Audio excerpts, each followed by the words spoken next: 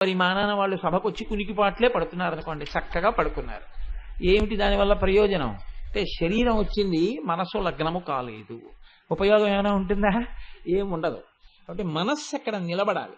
మనస్సు అక్కడ నిలబడాలి అంటే మీరు ఒక స్తోత్ర వ్యాఖ్యానం వినేటప్పుడు చూస్తున్న వస్తువు ఒకటైన కన్నులతో మీకు తెలియకుండా మీ మనస్సు దాని మీద నిలబడిపోతుంది. ఆ నిలబడిన క్షణాలేవో ఆ క్షణంలో మీకు అమ్మవారి అనుగ్రహం కలుగుతుంది. అందుకని అమ్మవారిని కేశాది పాదాది పర్యంతం వర్ణించడంలో కారణం ఏమిటంటే ఒక్కొక్క నామం ప్రశస్తమైందై ఉంటుంది. ఒక కర్పూర తాంబూలం అద్భుతమైనటువంటి నామం, దాన్ని ఎక్కువ చెప్పవలసి ఉంటుంది. ఒక్కొక్క నామం మనసుని అటు ఇటు చేసే అవకాశం ఉండొచ్చు. దాన్ని పవిత్రంగా కొద్దిసేపు చెప్పాపాలి. ఎంత మోతాదులో ఏది ఇవ్వాలో అంత మోతాదులో వైద్యుడు పెట్టాలి తప్ప పదార్థం ఉంది కదా అని పెట్టకూడదు. అలాగే ఇవ్వవలసి ఉంటుంది.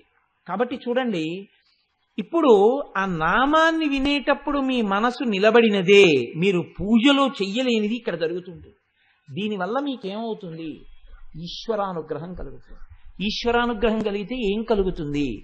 మీ కోరికలు తీరుతాయని నేను చెప్పను, శాంతి కలుగుతుంది అని చెప్తాను.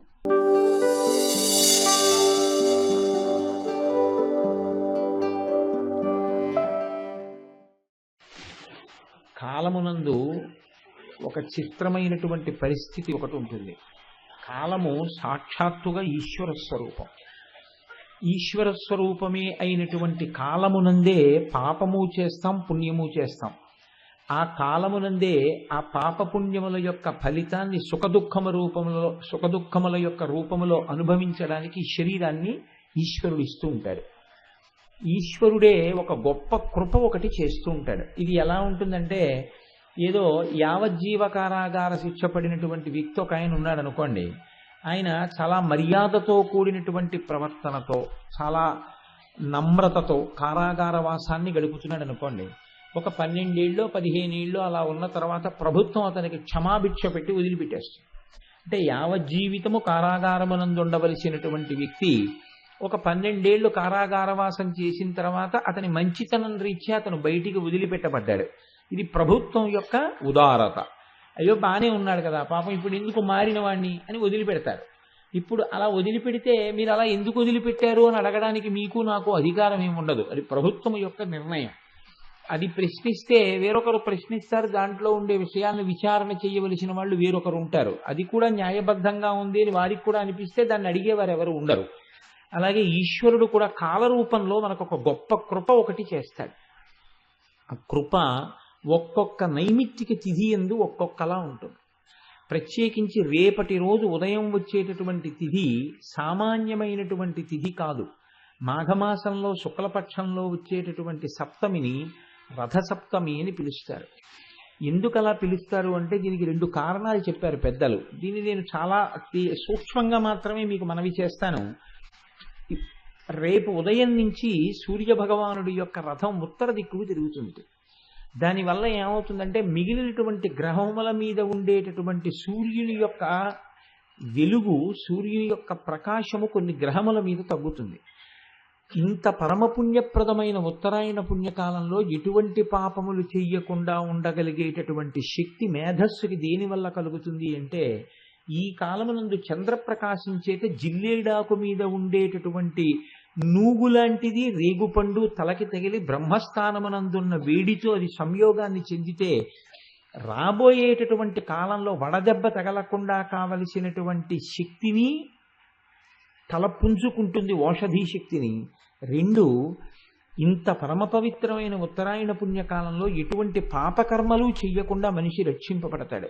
3వది ఏమిటి అంటే, మీకు ఇందాక చెప్పానే యావజ్జీవకారాగార శిక్ష పడిన వాడిని 12 సంవత్సరముల తర్వాత వదిలేసినట్టుగా ఈశ్వరుడు ఒక్క మనుష్యుడికే ఒక అనుగ్రహం ఇచ్చాడు. ఇది ఎంత తేలికైన అనుగ్రహం ఇచ్చాడంటే, రేపటి రోజు ఉదయం రథసప్తమి తిథి ఉండగా సమంత్రక స్నానం చెయ్యాలి. మంత్రం లేని స్నానం మీరు చేశారనుకోండి, అది కాకి స్నానం అని పిలుస్తారు. దానివల్ల ప్రయోజనం ఏమి ఉండదు. జిల్లేడాకులు రేగుపళ్ళు తల మీద పెట్టుకుని నేను పోసుకున్నానండి అన్నారనుకోండి, దానికి ఏం ఉపయోగం ఉండదు. సమంత్రకమే చేయవలసి ఉంటుంది స్నానాన్ని.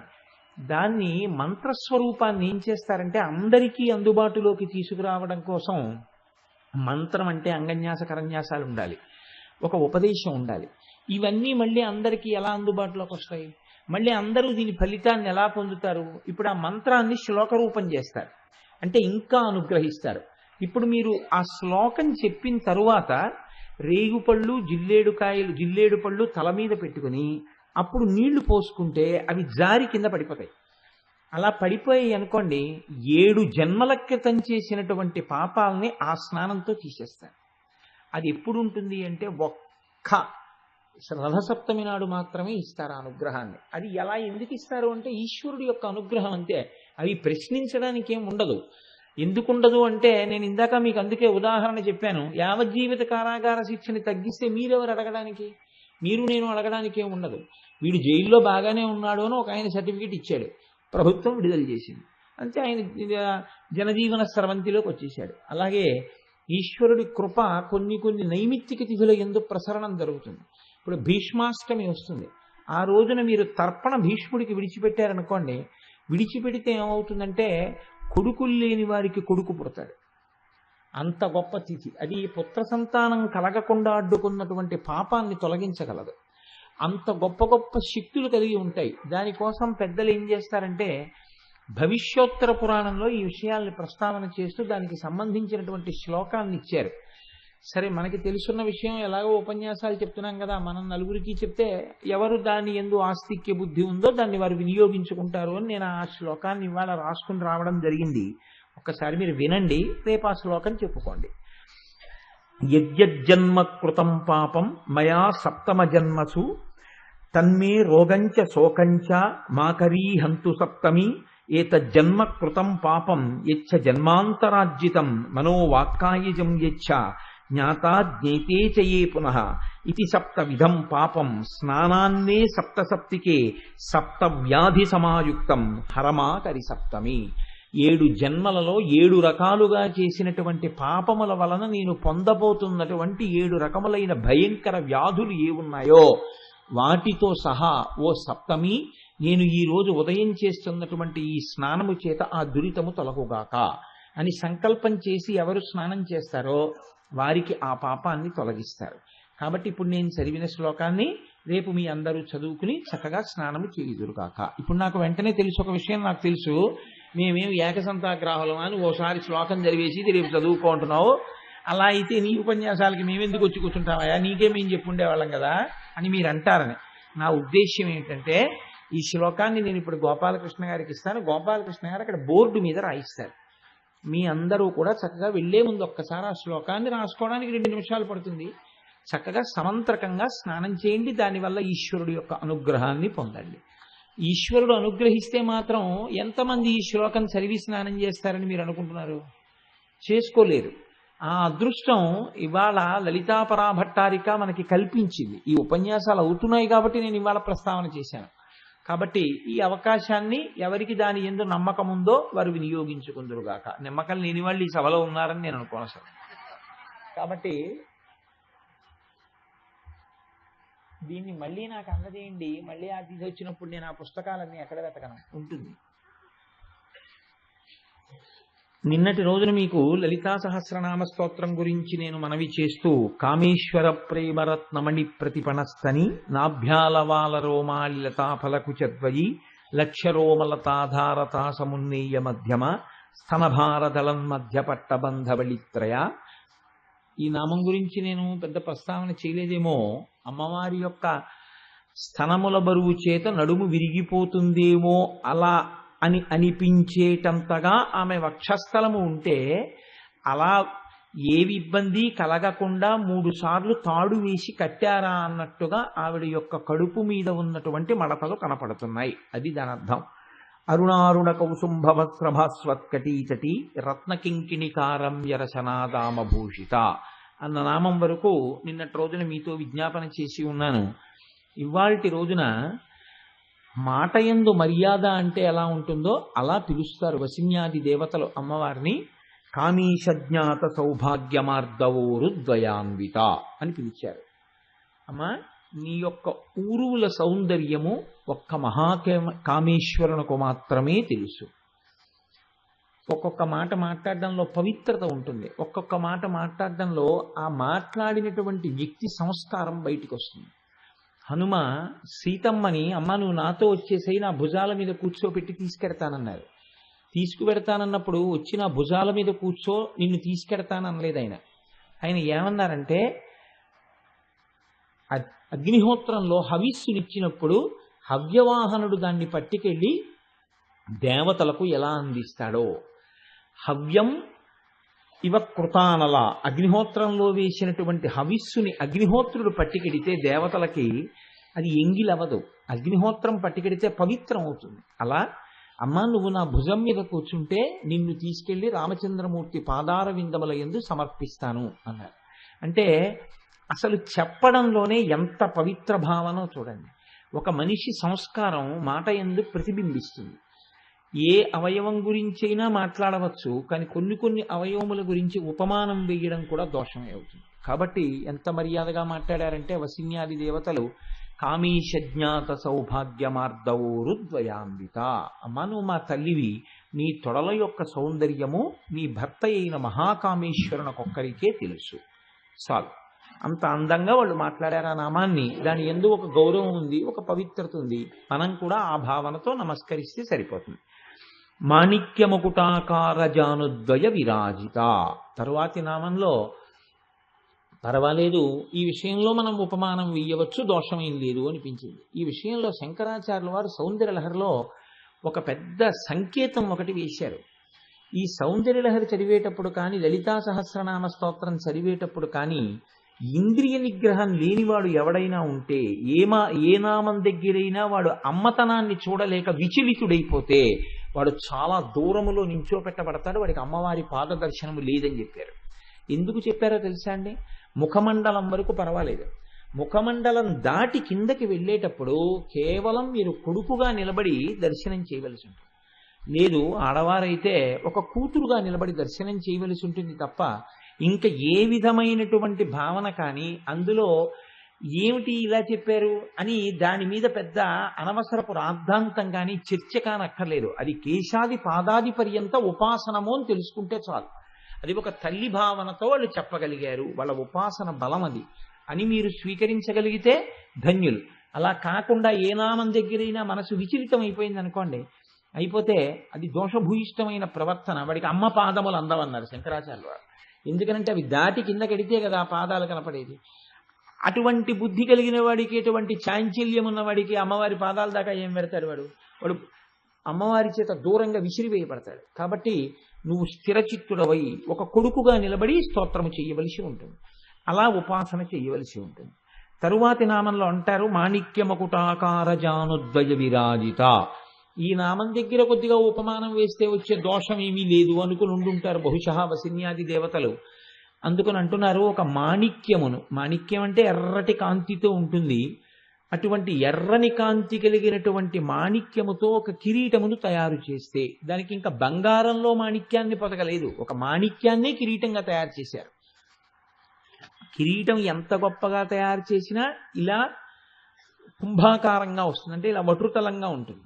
ఒక మాణిక్యముతో చేయబడినటువంటి కిరీటమును తెచ్చి అక్కడ పెడితే అది ఎంతటి ఎర్రటి కాంతితో ఉంటుందో, నీ 2 మోకాళ్ళు 2 మోచిప్పలు అంత ఎర్రటి కాంతితో ఉన్నాయి అని వదిలిపెట్టలేదు వాళ్ళు. ఒక చిత్రమైనటువంటి మాట అన్నారు, మాణిక్యముకుటాకార జానుద్వయ విరాజిత. ఇందులో మేము వేసినటువంటి ఉపమానమును తిరస్కరిస్తున్నామన్నమాట వాళ్ళు వేయలేదు.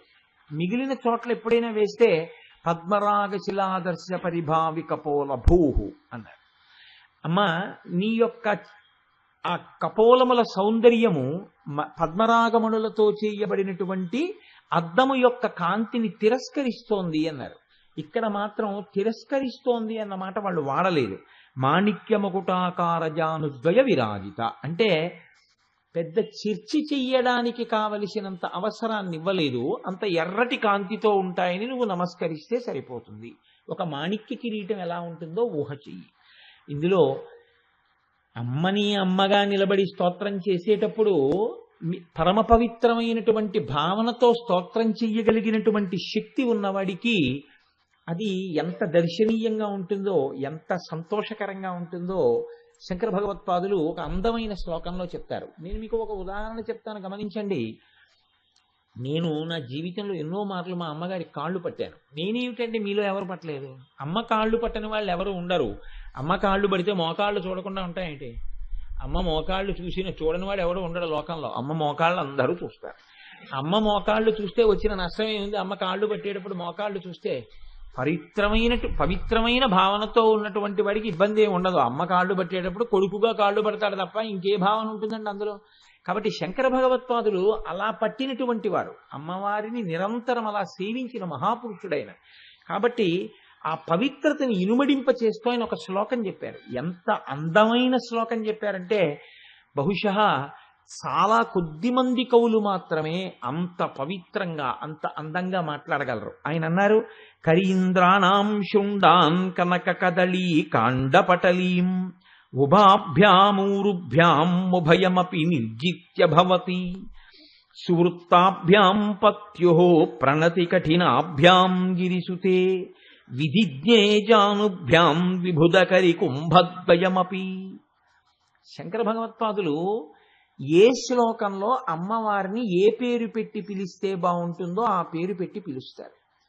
అసలు బేసి సంఖ్యతో ఆడపిల్లని పిలిచేటప్పుడు ఈ పేరుతో పిలవచ్చు అన్న స్పృహ కూడా చాలా మందికి ఉండదు. అసలు ఇటువంటి పేరు పెట్టుకునే వాళ్ళు లోకంలో కనపడరు. ఆయన చూడండి ఎంత గమ్మత్తైన పేరుతో పిలిచారో.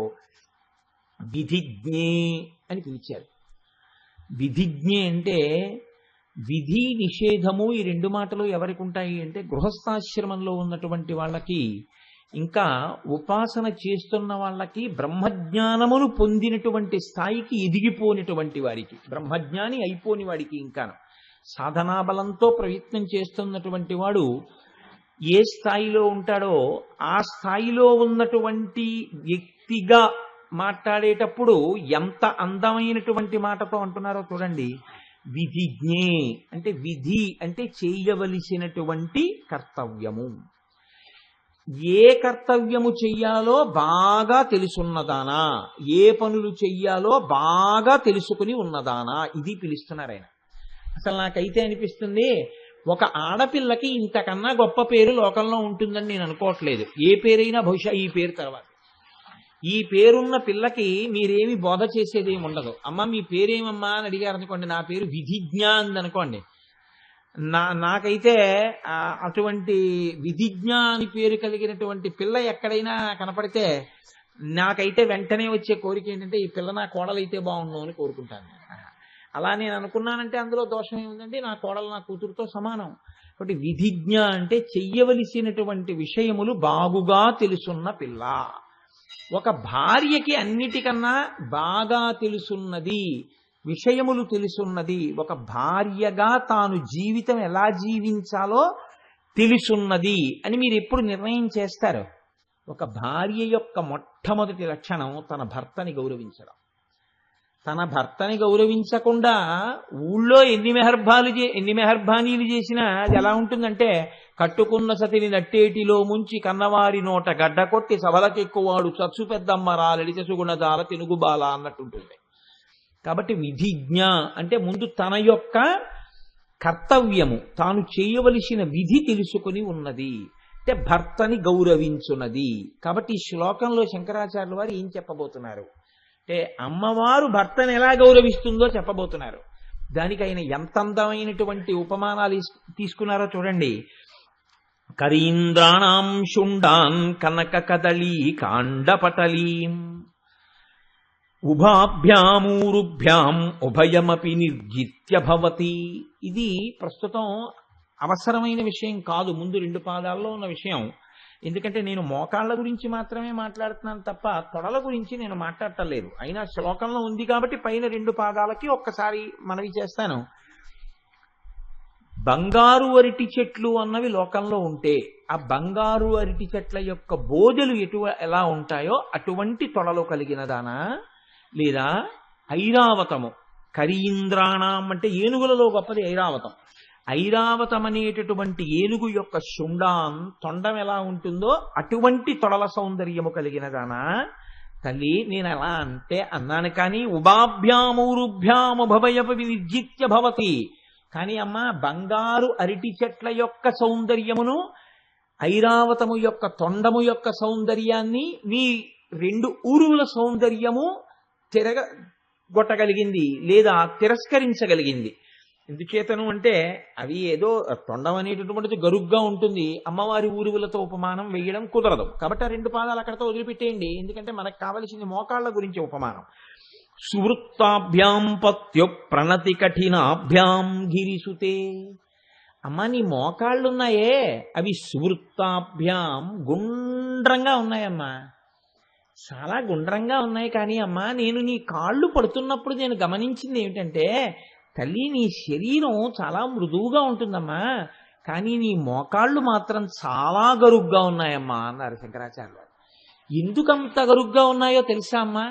ఆ విషయంలో నీ యొక్క మోకాళ్ళు ఆ ఐరావతము యొక్క కుంభస్థలాన్ని, తొండాన్ని, రెండిటి యొక్క గరుకుతనాన్ని దాటిపోయాయమ్మా అన్నారు. ఏనుగు కుంభస్థలం గరుగ్గా ఉంటుంది, తొండము ఇలా ముట్టుకుంటే గరుగ్గా ఉంటుంది. ఈ మోకాళ్ళు గుండ్రంగా ఎర్రగా అయితే ఉన్నాయి కానమ్మా, అవి కొంచెం నల్ల పడిపోయి గరుగ్గా పెచ్చు కట్టేసి ఇలా ముట్టుకుంటే అయ్యో ఏమిటి అమ్మకి ఇంత గరుగ్గా ఉన్నాయి మోకాళ్ళు అనిపించేటట్టుగా ఉన్నాయమ్మా. ఇలా నీ కాళ్ళు అంత మెత్తగా ఉన్న మోకాళ్ళ దగ్గర ఎందుకమ్మా అంత గరుకైపోయింది అంటే, అదో కింద పడిపోతే మోకాలు పెచ్చు కట్టిందనుకోండి ఎలా ఉంటుందో, లేదా మీకు చాలాసేపు కూర్చుని పూజ చేసే అలవాటు ఉంటే ఆ చీలమండ అంటారే అది ఒకటి నల్లగా అయిపోతుంది. ఎందుకంటే ఎప్పుడు ఎక్కువ భూమికి ఒత్తుకోవడం అలవాటు అయిపోయి అది నల్ల పడిపోతుంది.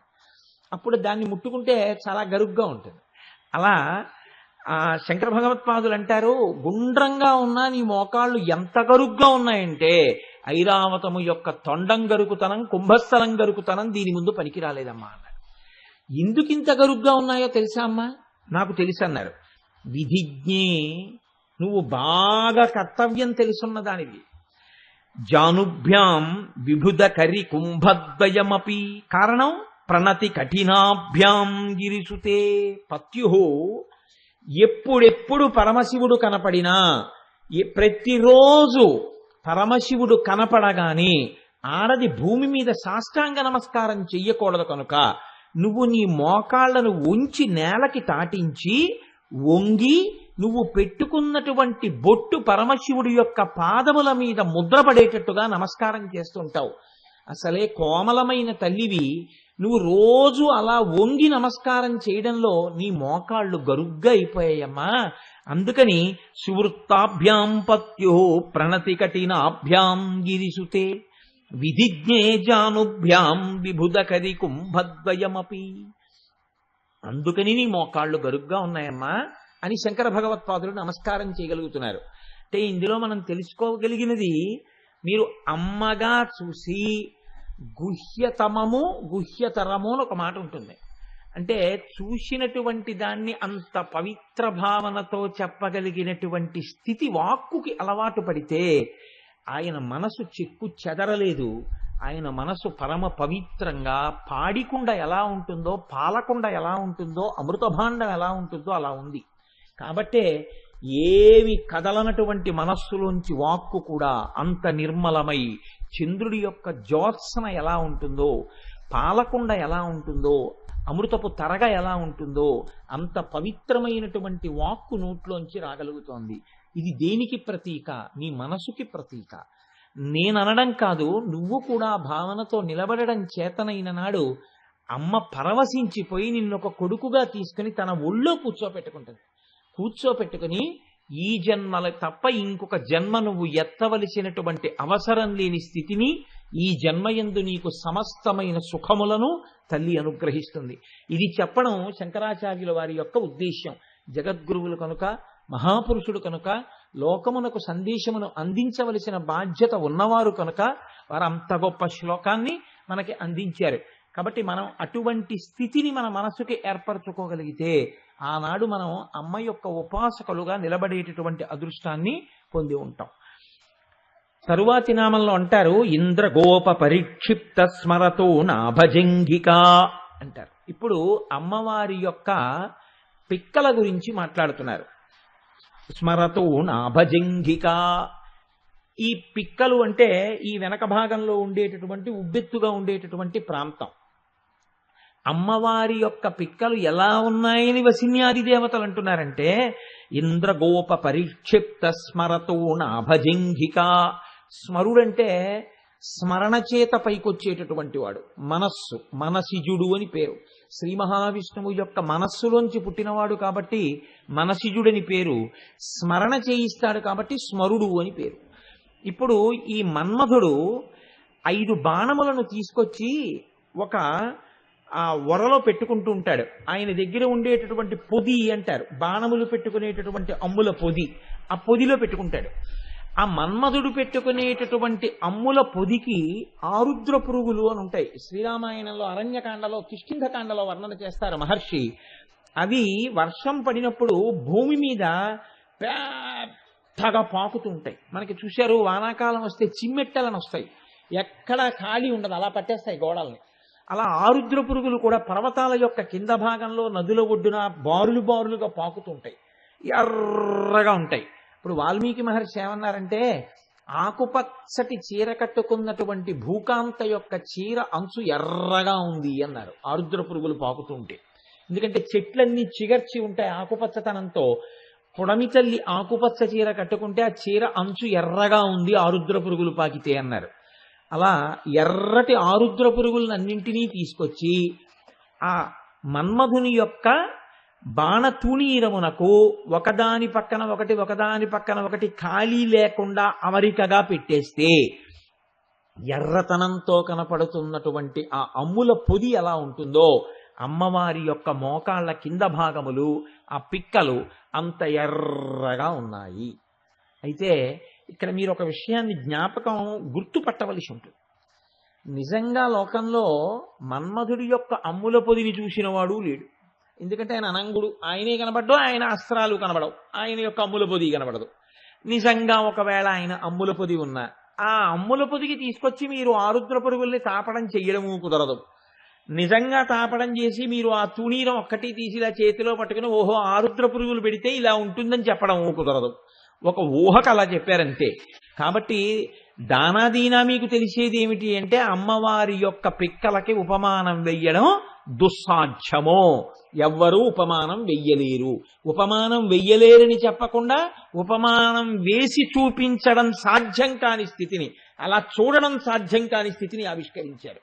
ఒక్కొక్కచో ఒక్కొక్క రకమైనటువంటి విన్యాసం చేస్తూ ఉంటారు. కానీ శంకర భగవత్పాదులు మీకు మనవి చేశానే, అమ్మవారిని ఇక్కడ దర్శనం చేసిన మహాపురుషుడు కాబట్టి ఆయన స్వతంత్రించారు, ఇంకొంచెం ముందుకెళ్ళారు. వీళ్ళు ఆయన ఎంత గొప్పగా మాట్లాడారంటే, పరాజేతుం రుద్రం దిగుణ శరగర్భౌ గిరిసుతే నిషంగౌ జంఘేతే విషమ విసికో బాఢమకృత యదగ్రే దృశ్యంతే దశశరఫలాః పాదయుగళీ నకాగ్రచ్ఛద్మాన సురమకుట శాణైక నిశితాః అన్నారు. అమ్మా భాడం, నాకు బాగా నమ్మకం ఏర్పడిన తరువాత నేను ఈ నిజాన్ని చెప్తున్నానమ్మా. ఏదో చెప్తున్నారు శంకరాచార్యులు వారిని వినకు. అమ్మ వినేటప్పుడు ఎలా వింటుంది? కొడుకు కదా శంకర భగవత్పాదులు, నువ్వు అన్నీ ఇలాగే చెప్తుంటావులేవయ్యా అంటుంది. ఎందుకంటుంది? ఆయన ఒక్కొక్కసారి వచ్చి అమ్మ దగ్గర ఒక్కొక్క మాట చెప్తూ ఉంటారు. అమ్మా మన్మధుడు శివుడి మీదకి యుద్ధానికి వెళ్తున్నాడమ్మా, నీ ఒక గొప్ప రథం సిద్ధం చేశాడంటారు. మన్యీ అంటారు. రథం సిద్ధం చేసుకుంటున్నాడా? శివుడు భూమిని రథం మీద ఎక్కుతాడయా, మన్మధుడికి ఎక్కడుంది రథం అంది అమ్మవారు. ఉందమ్మా, స్ఫురద్గండాభోగ ప్రతిఫలిత తాటంకయుగళం చతుశ్చక్రం మన్యే తవ ముఖమిదం మన్మధరథం. నీ చెవులకు పెట్టుకున్న తాటంకములు నీ బుగ్గల్లో ప్రతిబింబాలు పడుతుంటే ఈ 2 చక్రాలు, ప్రతిబింబాల 2 చక్రాలు, 4 చక్రాలతో కూడిన నీ ముఖమనే రథాన్ని మన్మధుడికి యుద్ధానికి ఎడుతున్నాడు అన్నారు. అమ్మవారు నవ్వు నవ్వేసి. అలాగే ఇంకొకసారి అన్నారు అమ్మ దగ్గరికి వెళ్ళి, అమ్మ నాకు మళ్ళీ అనుమానం వచ్చిందన్న. మళ్ళీ ఏం అనుమానం వచ్చింది శంకరా నీకు అంది అమ్మవారు. అంటే త్వయా హృత్యావామం వపరిపరితృప్తేన మనసా అన్నారు. ఇలా చూసి మనం అయితే నమస్కారం చేస్తున్నాం. శంకరాచార్యుల వారు అయితే అన్నారు, అమ్మా నువ్వు దొంగతనం చేశావని కొంచెం నాకు అనుమానంగా ఉందమ్మా. నేను దొంగతనం చేశానా? నా కర్మ నేను దొంగతనం చేయడం ఏమిటయా అందావిడ. అమ్మా మరి దొంగతనం చేయకపోతే నేను అన్నానని అనుకోవద్దు, నిన్నో మాట అడుగుతాను. శంకరుడు నీకెంత ఇచ్చాడు శరీరంలో? సగభాగం ఇచ్చాడు. కాబట్టి వామార్ధ భాగం ఎలా ఉండాలి? ఎర్రగా ఉండాలి. మిగిలినది ఎలా ఉండాలి? తెల్లగా ఉండాలి. కానీ అమ్మా కుచాభ్యామానం రం మాకేమవుతోందంటే నీకు ఇటుపక్కన ఎర్రగానే ఉంది, ఇటుపక్కన ఎర్రగానే ఉంది. ఇప్పుడు అమ్మవారిని చూడండి, ఇటు ఎరిపే ఇటు ఎరిపే. తెల్లగా ఉన్న శంకరుడి పక్కన నువ్వు వచ్చి ఎర్రటి దానివి కూర్చుంటే ఈ సగం కూడా ఎరుపు తెలుపు మీద పడిపోయి తెలుపు ఎరుపు అయిపోయింది. ఎరుపైపోతే శంకరుడు కనిపించకుండా చేసేసి ఎడం పక్క ఒక్కటే ఇస్తే కుడి పక్క కూడా పుచ్చేసుకోవడం దొంగతనం కాదేమిటమ్మా? అందుకని ఇలా అనుకుంటారేమో లోకులని అనుమానపడుతున్నానమ్మా అన్నారు. అమ్మవారు పెద్ద నవ్వు నవ్వేసి, అందుకని ఇప్పుడు మళ్ళీ శంకరాచార్యులు వారు అమ్మ దగ్గరికి వచ్చి, అమ్మ అమ్మ మళ్ళీ నాకు అనుమానంగా, మళ్ళీ వచ్చావా, మళ్ళీ వచ్చింది అనుమానం అంటుందేమోనని ఇప్పుడు అంటున్నారు భాడం. అమ్మా ఇది ఇంతకుముందు చెప్పినట్టు నువ్వు నవ్వేసే విషయమేం కాదు, చాలా గట్టి విషయం చెప్తున్నానమ్మా, బాగా విను. గబుక్కుని నవ్వేసి చాలా తేలిగ్గా తీసేసుకోకమ్మోయ్. ఏమిటి శంకర, నిజంగా ఈసారి అంత గొప్ప విషయం పట్టుకొచ్చావా? ఏది చెప్పైతే వింటాను అంది అమ్మవారు. పరాజేతుం రుద్రం, మొట్టమొదటే పెద్ద బాంబ్ ఎక్స్ప్లోజన్తో ఎత్తుకున్నారు. పరాజేతుం, ఓడించేస్తున్నాడమ్మా. ఎవరిని? రుద్రం. ఆవిడికి ఎవరి లోకంలో ఓడిపోతే ఆవిడికి కావాలండి? శివుడే ఓడిపోతున్నాడంటే ఆవిడ ఆశ్చర్యపోతుంది. అందుకని may I draw your kind attention to the subject which I cite below అంటారంటే, నేను కింద చెప్పే విషయానికి మీ యొక్క దృష్టిని ఆకర్షింప చేయవచ్చా అని అడిగినట్టుగా ఆయన అంటారు పరాజేతుం రుద్రం. ఇది అనేటప్పటికి అమ్మవారు ఉలిక్కి పడుతుంది. ఏమిటి, శివుడు ఓడిపోయాడా? ఆవిడ ఆదిశక్తి, ఆదిశక్తి ఆయన భార్య అయి ఉండగా ఆయన ఓడిపోవడం ఏమిటి? కాబట్టి ఇప్పుడు అమ్మవారు ఉలిక్కి పడింది. భాడం. పైగా అమ్మా బాగా ఆధారాలతో మాట్లాడుతున్నానమ్మా, ఏదో మళ్ళీ పూర్వంలా మన్యే అంటూ వచ్చాననుకుంటున్నావేమో, జాగ్రత్తగా విను. పరాకు పరాకు. అలాగా శంకర, చెప్పు చెప్పు చెప్పు, ఏమైంది ఏమైంది ఏమైంది, ఎలా ఓడిపోతున్నాడు? శంకరుడికి ఓటమేంటి అంటే ఆయన అన్నారు పరాజేతుం రుద్రం దిగుణశర గర్భౌ గిరిసుతే. ఓ గిరిసుతే, గిరిసుతే అంటే గిరి అంటే పర్వతము, పర్వతము యొక్క పుత్రి పార్వతి. అంటే ఎక్కడది ఇది ఎప్పిపడుపో, నువ్వు పర్వతరాజపుత్రిగా వచ్చి శుశ్రూష చేస్తే ఎవడు బాణం వేశాడో వాడిని కాల్చేసిన వాడున్నాడే, వాడు ఓడిపోతున్నాడు. అంటే ఇప్పుడు ఎవడు కాల్చాడో వాడు ఓడిపోతున్నాడంటే పరమశివుడు ఓడిపోతున్నాడు, చెప్పేశారు రుద్రం అని. ఇప్పుడు గెలుస్తున్నవాడెవరు? మన్మథుడు. అమ్మ మన్మథుడు గెలుస్తున్నాడు. ఇప్పుడు కూడా అమ్మవారికి భయమే. నా అంతటి సౌందర్య రాశిని శుశ్రూష చేస్తున్నప్పుడు బాణం వేస్తే కాల్చేశాడా? ఇప్పుడు మన్మథుడికి ఓడిపోయాడా శంకరుడు? అంటే నాకన్నా లోకంలో సౌందర్య రాశి ఉందా, లేకపోతే శంకరుడికి బలహీనత వచ్చిందా? ఈ రెండూ అసంభవాలే. తనకన్నా సౌందర్య రాశి ఉండదని అమ్మవారికి తెలుసు, శంకరుడికి అటువంటి లౌల్యం ఉండదని తెలుసు. మరి శంకరుడు ఎలా ఓడిపోయాడు? ఇది కుతూహలం పుట్టించడం అవతలి వారిలో. ఇప్పుడు వెంటనే లోపల మనసులో భావన వచ్చేస్తుంది కదండి, ఇలా ఎలా జరుగుతుంది అనేటప్పటికీ, అలా ఎలా జరుగుతుందా అని మీరు చాలా జాగ్రత్తగా వింటారు ఆ విషయాన్ని. వాడు ఒకవేళ సరిగా వినపడి కూడా సరిగా చెప్పు అంటారు. ఇప్పుడు అవతల వారు మీకు వినపడేటట్టు చెప్పడం కాదు, వినపడేటట్టుగా వారి చెవులు రిక్కిస్తారు. ఇది శంకర ప్రజ్ఞ. చూడండి శ్లోకాన్ని ఎలా తీసుకొస్తున్నారు ఆయన. భాడం. అమ్మా చాలా నమ్మకంగా చెప్తున్నానమ్మా, విను. పరాజేతుం రుద్రం, శివుడు ఓడిపోతున్నాడమ్మా. ఓడిపోతున్నాడా? ఎందుకు ఓడిపోతున్నాడు? దిగుణశర గర్భౌ గిరిసుతే. మన్మధుడు ఇంతకు ముందు పరమశివుడి చేతిలో కాలిపోయాడు కదమ్మా. కాలిపోయినప్పుడు పరమశివుడికి మన్మధుడికి ఎన్ని బాణాలు ఉన్నాయి? 5 బాణాలు ఉన్నాయి. ఇప్పుడు ద్విగుణీకృతం చేసుకున్నాడు ఆ బలాన్ని. సాధారణంగా ఓడిపోయిన రాజులు ఏం చేస్తారంటే మళ్ళీ రాజ్యం సంపాదించుకోవాలంటే ఈ మాట చాలా పరాకుగా పెడతారు యుద్ధానికి. ఇంతకు ముందు వెళ్ళినప్పుడు ఎంత శక్తి ఉందో దానికి ద్విగుణీకృతమైనటువంటి సైన్యాన్ని కూడా తీసుకుని పెడతారు. కాబట్టి ఇప్పుడమ్మా ద్విగుణీకృతం చేసుకున్నాడు బాణాలు. ఏం బాణాలు? ఇంతకు ముందు ఎన్ని ఉన్నాయా ఆయనకి? 5 కదా ఉన్నాయి మన్మధుడికి. అదేనమ్మా ద్విగుణీకృతం చేశాడు. అంటే ఇప్పుడు 10 బాణాలు వచ్చాయా? ఎక్కడివి? ఎందుకు అమ్మవారికి అనుమానం? ఆవిడే ఇచ్చింది 5 బాణాలు. అరవిందము, కూటము, నవమల్లికము, నీలోత్పలము ఇలాంటివి 5 బాణాలే కదా నాకు తెలిసి. ఇప్పుడు నువ్వు 10 బాణాలు వచ్చాయంటున్నావే, 10 బాణాలు ఎక్కడవే? నాకు తెలిసి ఇంకో 5 బాణాలు లేవే మన్మధుడికి. అమ్మా అక్కడే పొరపాటు పడుతున్నావు, నీకు తెలియట్లేదమ్మా. చూసావా, నీకు తెలియకుండా ఎన్ని జరిగిపోతున్నాయో లోకంలో. నువ్వు నాకు అన్నీ తెలుసు, దృశాద్రాఘీయస్య నేను చూస్తున్నాను అనుకుంటున్నావు. నీకు తెలియకుండా చక్కబెట్టేస్తున్నారు వ్యవహారాలు. మీ ఆయన మీదే జరిగిపోతుందమ్మా కుట్ర. చూసావా? కాబట్టి ఇప్పుడు దిగుణ శర గర్భౌ గిరిసుతే 5 బాణాలు 10 బాణాలు చేసేశాడమ్మా అన్న. 10 బాణాలు చేశాడా? ఆ బాణాలు ఎక్కడ పెట్టాడు? బాణములు ఎక్కడ పెడతారు? బాణములను ఇంతకు ముందు చెప్పినప్పుడు వసిన్యాది దేవతలు అన్నారు, అమ్మవారి పిక్కలు మన్మధుడు పెట్టుకునే బాణ తూణీరముల్లా ఉన్నాయన్నారు. బాణముల గురించి వాళ్ళేం మాట్లాడలేదు. కానీ ఇంకా యుద్ధానికి బయలుదేరిపోయేటటువంటి వ్యక్తి అన్ని కట్టుకునే ముందు ఎలా ఉంటాయో తెలుసా అండి? ఆ వరాను, ఆ తూణీరము, బాణాలు తీసుకొచ్చి అక్కడ పెట్టరు. ఎందుకు పెట్టరంటే, తూణీరంలో ఉండిపోయినటువంటి బాణాలు 3 ఏళ్ల క్రితం పెట్టినవై ఉండొచ్చు, 4 ఏళ్ల క్రితం పెట్టినవై ఉండొచ్చు, యుద్ధం చేసి ఉండకపోతే 10 ఏళ్ల క్రితం పెట్టినవై ఉండొచ్చు. ఇప్పుడు వెడుతున్నది ఎవరితో యుద్ధానికి? పరమశివుడితో. బాణాలన్నీ బాగా సూదిగా చెక్కి ఉంచుకోవాలి. కాబట్టి బాగా సూదిగా సిద్ధం చేసి పెడితే యుద్ధానికి వెళ్ళే వ్యక్తి వచ్చి ఆ బాణాలు ఇలా తీసి చూసుకుంటాడు, ములుకు చూసుకుని బాగుంది ఇప్పుడు పెట్టండి అంటాడు.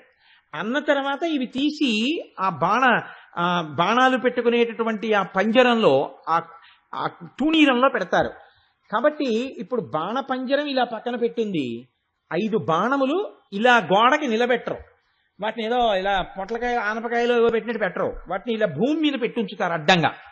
కాబట్టి అమ్మ 10 బాణాలు ఉన్నాయి, ఆ బాణ తూణీరము ఉందమ్మా అన్నారు శంకరాచార్యులు. అలాగా 10 బాణాలు తయారు చేశాడు ఆ మన్మధుడు. నాకు తెలిసి 5, 10 ఉన్నాయంటున్నావు. ఆ 10 ఎక్కడున్నాయండి అమ్మవారు? పైగా యుద్ధానికి వెళ్ళాలి అంటే, మామూలు వాళ్ళ మీదకి యుద్ధాలు వెళ్ళడం అంటే మన్మధుడు గెలిచేస్తాడు. ఎందుకంటే వాడు ఎంత తపస్సు చేసుకుంటూ ఎంత భక్తితో ఉంటే అప్పుడే ఆయనకి సరదా.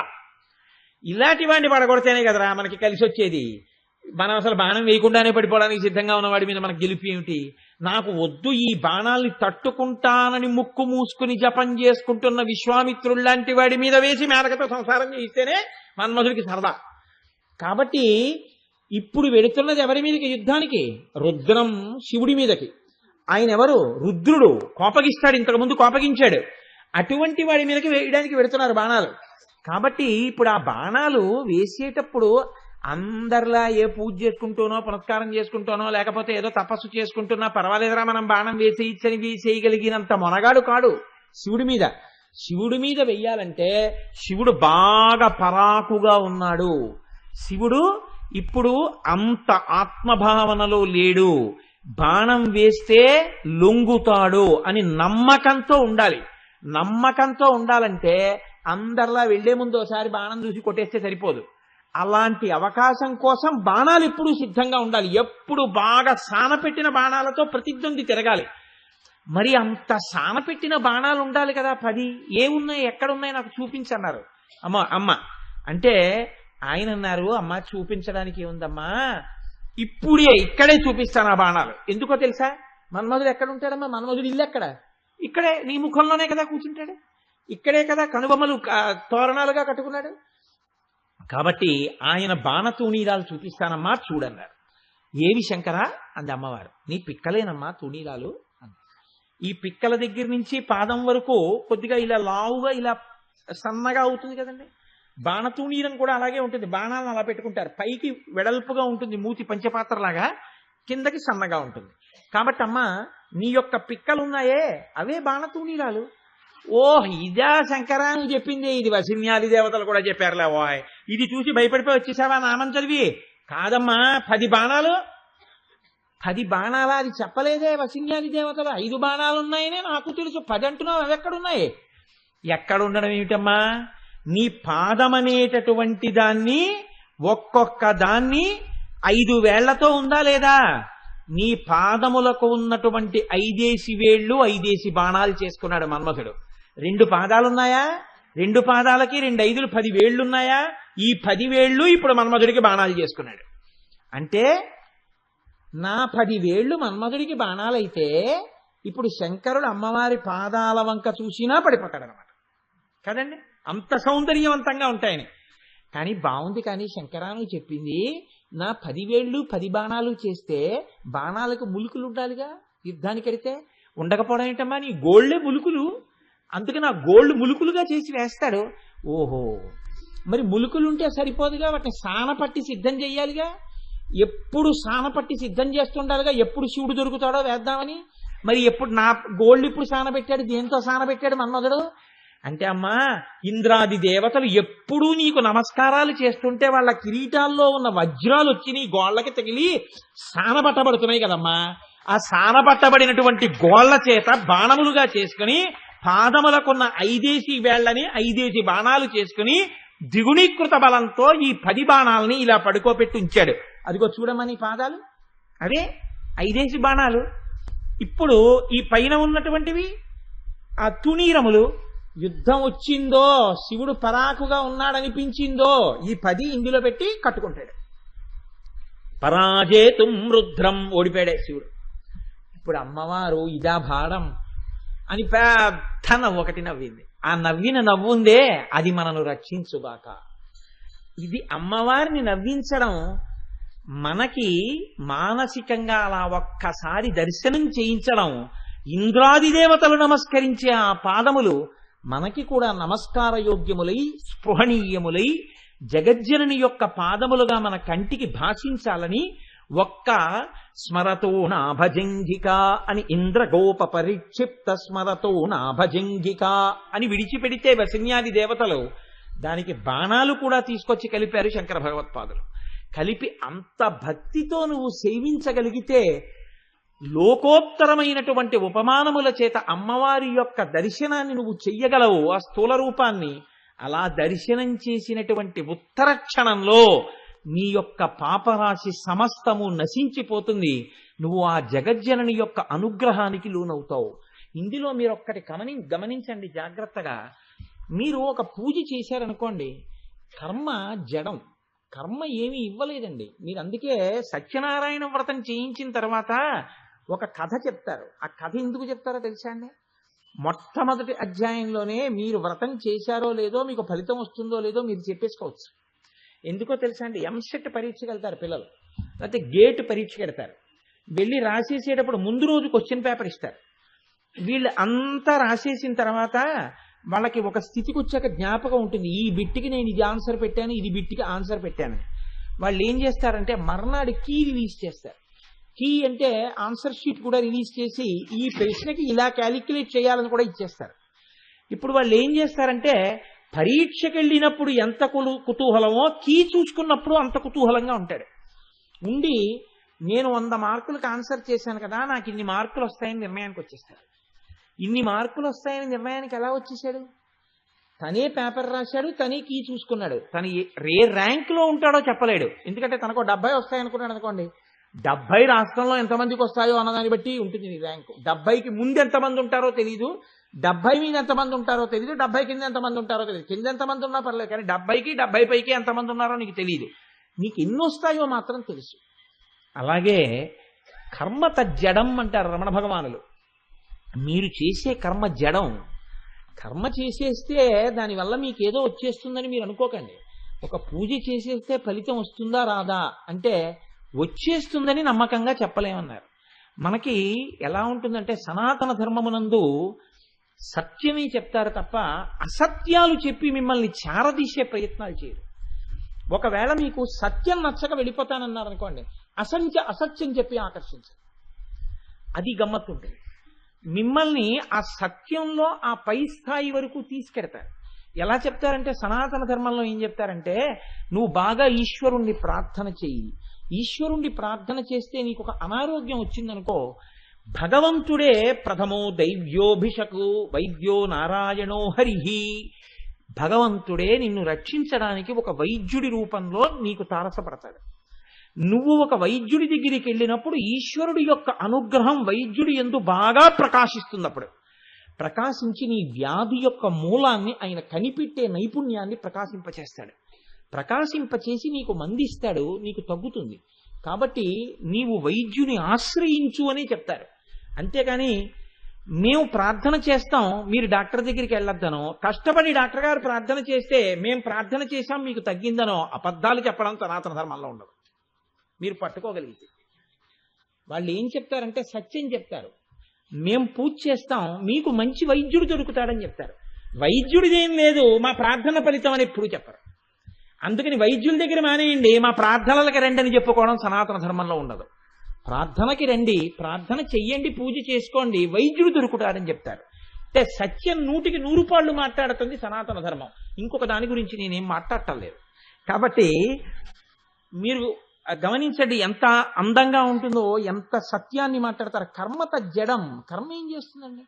సత్యనారాయణ వ్రతం చేస్తే ఒక భీష్మేకాదశి నాడు కూర్చోబెట్టి మీరు ఒక 116 మందికి సామూహిక సత్యనారాయణ వ్రతాలు చేయించారనుకోండి, అందులో అసలు ఆచమనం చేయడం రానివాడు అప్పుడే ఆచమనం నేర్చుకున్నటువంటి వాడికి ఇంటికి వెళ్ళేటప్పటికీ కొడుకు ఉద్యోగం చేయొచ్చు.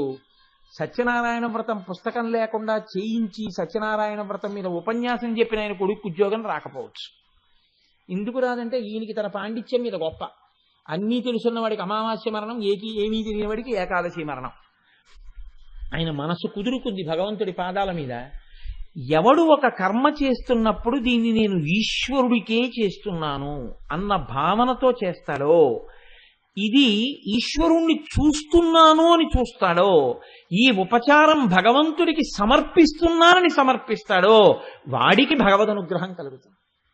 తప్ప అందరికీ కలగాల అంటే అలా కలగాలని ఉండదు శాస్త్రంలో. అందుకే వ్రతం అంతా చేయించి కథ చెప్తారు. మీరు ఆ వ్రత కథల్లో మొట్టమొదటి కథ ఏముంటుందండి? ఒక దరిద్ర బ్రాహ్మణుడు. ఆ బ్రాహ్మణుడు దరిద్రంతో బాధపడుతుంటే సత్యనారాయణ స్వామి వారు ఒక వృద్ధ బ్రాహ్మణ రూపంలో వచ్చారు. ఒక కల్పం ఇచ్చి నువ్వు ఇలా వ్రతం చేసుకో, నీ కష్టాలు పోతాయన్నారు. ఆ వేదం నమ్ముకుని ఆ మంత్రాలు నమ్ముకునే ఇంత దరిద్రుణ్ణి అయ్యాను, మళ్ళీ నువ్వు ఇంకో కల్పం ఒకటి చెప్పేమిటి అని అనలేదు ఆయన. నమ్మారు.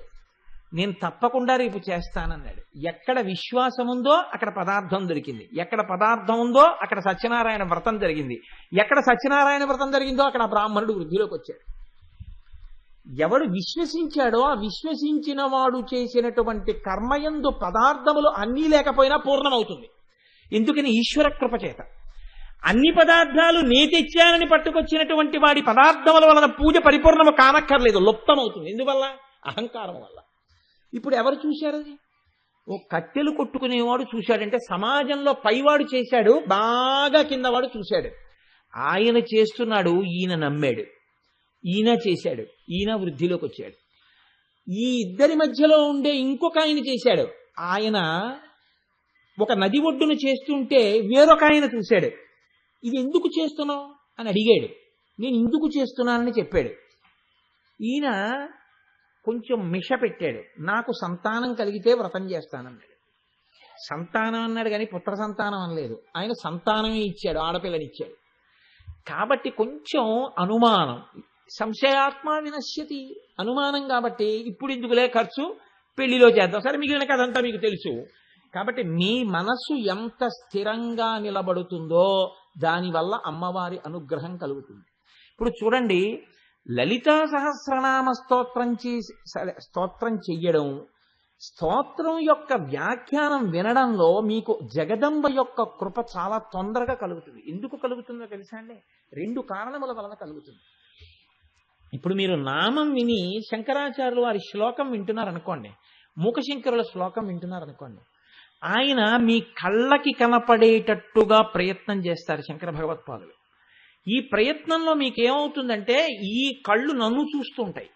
మీ అందరూ వినేటప్పుడు నన్ను చూస్తూ ఉంటారు, లేకపోతే వెనకనున్న జగదంబని చూస్తూ ఉంటారు.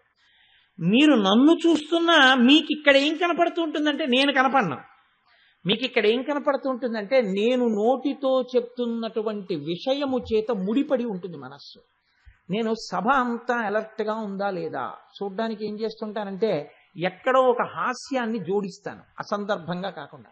అందరూ నవ్వుతారు, అయితే నేనేమో వీళ్ళందరూ మనస్సు మగ్నమై ఉన్నది గుర్తిస్తాను. ఎవ్వరూ నవ్వలేదనుకోండి, ఎవరి మానాన వాళ్ళు సభకు వచ్చి కునికిపాట్లే పడుతున్నారనుకోండి, చక్కగా పడుకున్నారు. ఏమిటి దానివల్ల ప్రయోజనం అంటే శరీరం వచ్చింది, మనస్సు లగ్నము కాలేదు. ఉపయోగం ఏమైనా ఉంటుందా? ఏం ఉండదు. కాబట్టి మనస్సు అక్కడ నిలబడాలి. మనస్సు అక్కడ నిలబడాలి అంటే మీరు ఒక స్తోత్ర వ్యాఖ్యానం వినేటప్పుడు చూస్తున్న వస్తువు ఒకటైన కన్నులతో మీకు తెలియకుండా మీ మనస్సు దాని మీద నిలబడిపోతుంది. ఆ నిలబడిన క్షణాలేవో ఆ క్షణంలో మీకు అమ్మవారి అనుగ్రహం కలుగుతుంది. అందుకని అమ్మవారిని కేశాది పాదాది పర్యంతం వర్ణించడంలో కారణం ఏమిటంటే ఒక్కొక్క నామం ప్రశస్తమైందై ఉంటుంది. ఒక కర్పూర తాంబూలం అద్భుతమైనటువంటి నామం, దాన్ని ఎక్కువ చెప్పవలసి ఉంటుంది. ఒక్కొక్క నామం మనసుని అటు ఇటు చేసే అవకాశం ఉండొచ్చు, దాన్ని పవిత్రంగా కొద్దిసేపు చెప్పాపాలి. ఎంత మోతాదులో ఏది ఇవ్వాలో అంత మోతాదులో వైద్యుడు పెట్టాలి తప్ప పదార్థం ఉంది కదా అని పెట్టకూడదు. అలాగే ఇవ్వవలసి ఉంటుంది. కాబట్టి చూడండి, ఇప్పుడు ఆ నామాన్ని వినేటప్పుడు మీ మనసు నిలబడినదే, మీరు పూజలో చెయ్యలేనిది ఇక్కడ జరుగుతుంటుంది. దీనివల్ల మీకేమవుతుంది? ఈశ్వరానుగ్రహం కలుగుతుంది. ఈశ్వరానుగ్రహం కలిగితే ఏం కలుగుతుంది? మీ కోరికలు తీరుతాయని నేను చెప్పను, శాంతి కలుగుతుంది అని చెప్తాను. మీకు కోరిక తీరినా శాంతే, అది ప్రమాదకరమైన కోరిక ఏది తీరకపోవడము శాంతి. అప్పటికి అశాంతిగా కనిపించవచ్చు. నాకు ఒక స్నేహితుడు ఉండేవాడు విశాఖపట్నంలో ఉండగా. అతను ఒకానొకప్పుడు ఎంత నవ్వుతూ ఉండేవాడో, ఎంత సరదాగా ఉండేవాడో. ఆ వ్యక్తి, ఇద్దరం నిలబడి మాట్లాడుకుంటూ నేను లోపలికి వెళ్ళాను. అతను మంచి లోడ్డుతో వేలాడిపోతున్నటువంటి 13వ నెంబర్ బస్సులను ఉండేవి అప్పుడు, ఏవిఎన్ కాలేజీ అప్పెక్కి తిరుగుతుండేవి. ఆ 13వ నెంబర్ బస్సు 100 మంది వేలాడుతుంటే అదో సరదా, దండి పట్టుకుని వేలాడుతూ వెళ్ళడం, పట్టుకుని వేలాడుతూ వెళుతున్నాడు. ఆ బస్సు పడిపోయింది. నేను లోపలికి వెళ్ళి మళ్ళీ బయటకు వచ్చేటప్పటికి చచ్చిపోయాడు అతను అని వార్త వచ్చింది. ఎంతలో మనిషి చచ్చిపోయాడు చూడండి, ఎంతో వృద్ధిలోకి రావాలి. ఇప్పుడు నేను ఇది చెప్తున్నప్పుడు కూడా నాకు కళ్ళల్లో అతను ఉన్నాడు. అంత నవ్వుతూ ఉండేవాడు. అతని సహచర్యంలో అతని దగ్గర నించుని ఉండగా నవ్వకుండా ఎవడు ఉండలేడు, అలా మాట్లాడతాడు. అంత నవ్వుల బండి. అటువంటి వ్యక్తి పచ్చడి కింద అయిపోయి చచ్చిపోయాడు. ఎంత కొద్దిసేపట్లో ఆ మనిషి యొక్క స్థితి మారిపోయిందో మీరు గమనించండి. ఆ కుటుంబం అంతా తల్లడిల్లిపోయింది. ఆ కుటుంబం ఏంటి, నేనే ఏడాది పాటు అతను గుర్తొస్తాడని ఆ రోడ్డుకు కానీ ఆ ఇంటికి కానీ వెళ్ళలేకపోయేవాడు. ఇప్పుడు ఏది కాపాడుతుంది? ఒక్క ఈశ్వరానుగ్రహమే కాపాడుతుంది. అతను ఆ బస్సు ఎక్కలేదనుకోండి, ఈ బస్సు కూడా వదిలేశాను అని అప్పటికి అతనికి బాధగా ఉండొచ్చు. కానీ ఒక అరగంట పోయాక ఆ బస్సు పడిపోయిందని తెలిసింది అనుకోండి, అమ్మో నేను ఎక్కుంటే నన్ను భగవంతుడు కాపాడాడంటాడు. ఒకప్పుడు మీకు అశాంతికి కారణమైంది ఆ బస్సు దొరకపోవడం, అరగంట తర్వాత అదే మీ శాంతికి కూడా కారణం కావచ్చు. మీ కోరిక తీరకపోవడం మీ అశాంతికి కారణం అమ్మవారు లేదని మీరు ఎందుకు అనుకుంటున్నారు? ఆ కోరిక తీరడం మీకు ప్రమాదం అయి ఉండేదేమో, మీరు ఆలోచించండి. ఆ కోరిక తీరకపోవడం వల్ల మీరు శాంతితో ఉన్నారేమో, అందుకు అమ్మ తీర్చట్లేదేమో అని మీరు ఆలోచించండి, అప్పుడు మీకు శాంతే. కాబట్టి ఏదైనా భగవద్ విషయం చెప్తే ప్రయోజనం ఏమి అని అడిగితే ఏం చెప్పాలంటే ఓం శాంతి శాంతి శాంతి. దీని వలన ఏం కలుగుతుంది అంటే శాంతి కలుగుతుందని చెప్పాలి. అంతేగాని మీ అబ్బాయికి ఉద్యోగం వచ్చేస్తే మీ అమ్మాయికి పెళ్ళి అయిపోతుందని చెప్పకూడదు. అక్కడతో నాకు శాంతి లేదంటే నువ్వేం చేస్తావు? లోలా నువ్వు దిగాలి, వాడిని దింపాలి. ఎందుకు వచ్చిన అల్లరి? అంటే ఓం శాంతి శాంతి శాంతి. అందుకే సనాతన ధర్మం అంత గొప్పగా వెళ్ళిందండి. వాడిని ఉద్ధరించు, నువ్వు ఉద్ధరింపబడు తప్ప లొల్లి మాటలు మాట్లాడకు అని చెప్పింది. కాబట్టి ఇంద్రగోప పరిక్షిప్త స్మరతోనా భజింగిక, అమ్మవారి యొక్క ఆ పిక్కల భాగమును అమ్మవారి యొక్క పాదములను మనకి దర్శనం చేయించడంలో శంకర భగవత్పాదుల యొక్క విశాల హృదయం అది, ఆయన మనస్సు యొక్క పవిత్రమైన స్థితి అది. గూఢగుల్ఫ అంటారు తర్వాతి నామంలో. గూఢగుల్ఫ అంటే బలిష్టమైనటువంటి చీలమండలు కలిగినది. చీలమండలు అంటే ఆ పాదానికి ఒక పక్కన గుండ్రంగా దుద్దెలా ఉంటుందో అలా ఉంటుంది, దాన్ని ఆ చీలమండ అని పిలుస్తూ ఉంటారు. పాదములకు 2 వైపులా ఉంటాయి, ఎడం పాదానికి కుడి పాదానికి కూడా 2 పైవేపుకి ఉండి రక్షణ చేస్తూ ఉంటాయి. కాబట్టి పాదం వైక్లభ్యము పొందకుండా కాపాడుతుంటాయి. కాబట్టి కొంచెం ఎగుడు దిగుళ్ళలో పడినప్పుడు దాన్ని చీలమండ అని పిలుస్తూ ఉంటారు. దాన్నే గూఢ గుల్ఫ, బలిష్టమైనటువంటి చీలమండలు కలిగినది. ఇందులో వ్యాఖ్యానంలో ఏమన్నారంటే, మేము ఆవిడ యొక్క చీలమండల గురించి మాట్లాడటం లేదు, మేము ఏ చీలమండల గురించి మాట్లాడుతున్నాం అంటే రోజు 20 మైళ్ళు నడవగలిగిన వాడండి అంటే దాన్ని బలిష్టమైన చీలమండలు అని మేము చెప్పట్లేదు. ఏ చీలమండలు బలిష్టమైన చీలమండలని మేము పిలుస్తున్నామంటే, ఏ పాదము వంక మీరు చూసినప్పుడు, ఏ చీలమండ వంక మీరు చూసినప్పుడు ఆ చీలమండ నల్లగా బొగ్గల్లే అయిపోయి పాదము యొక్క అంశంతా ఎర్రపడిపోయి కొద్దిగా నలుపు తీరిపోయి ఉంటుందో ఆయన అమ్మవారి అనుగ్రహమును పొందుచున్నాడని గుర్తు. ఎందుచేత? ఒక్కటే కారణం. ఆయన బాహ్యమునందు పూజకి ఎప్పుడూ ఒక పరిమితి ఉంటుంది. మీరు జ్ఞాపకం పెట్టుకోండి, బాహ్య పూజకి పరిమితే. ఎందుకో తెలుసా అండి? దీపం ప్రజ్వాల్య ఎంతసేపు చేస్తారు? ఎంతసేపు వెలిగిస్తారండి మీరు దీపం? 2 సెకండ్లు 3 సెకండ్లు మహా అయితే. అగ్గిపుల్ల ముట్టించుకోకుండా ఏదో ఆడుకుంటే కాసేపు నిమిషం అది అంటుకుంటుంది వేడికి, అయిపోయింది. హస్తయోహ అర్ఘ్యం సమర్పయామి ఎంతసేపు ఇస్తారు? ఓ నిమిషం. పాదయోహ పాద్యం సమర్పయామి అర నిమిషం. అర నిమిషం కూడా ఎందుకండి? మనం షోడశోపచార పూజ చేస్తే అంతా కలిపి నిమిషం. 16 ఉపచారాలు నిమిషంలో చేస్తాం మనం అంతా మాయకులం ఏం కాదు, మనకి తెలియదేటి వేగం. పూజలోనే మన వేగం అంతా చూడాలి. హనుమ వేగం మన పూజ వేగం ముందు ఎందుకు పనికిరాదు. అంటే మిమ్మల్ని కాదు, నాలాంటి వాడి గురించి.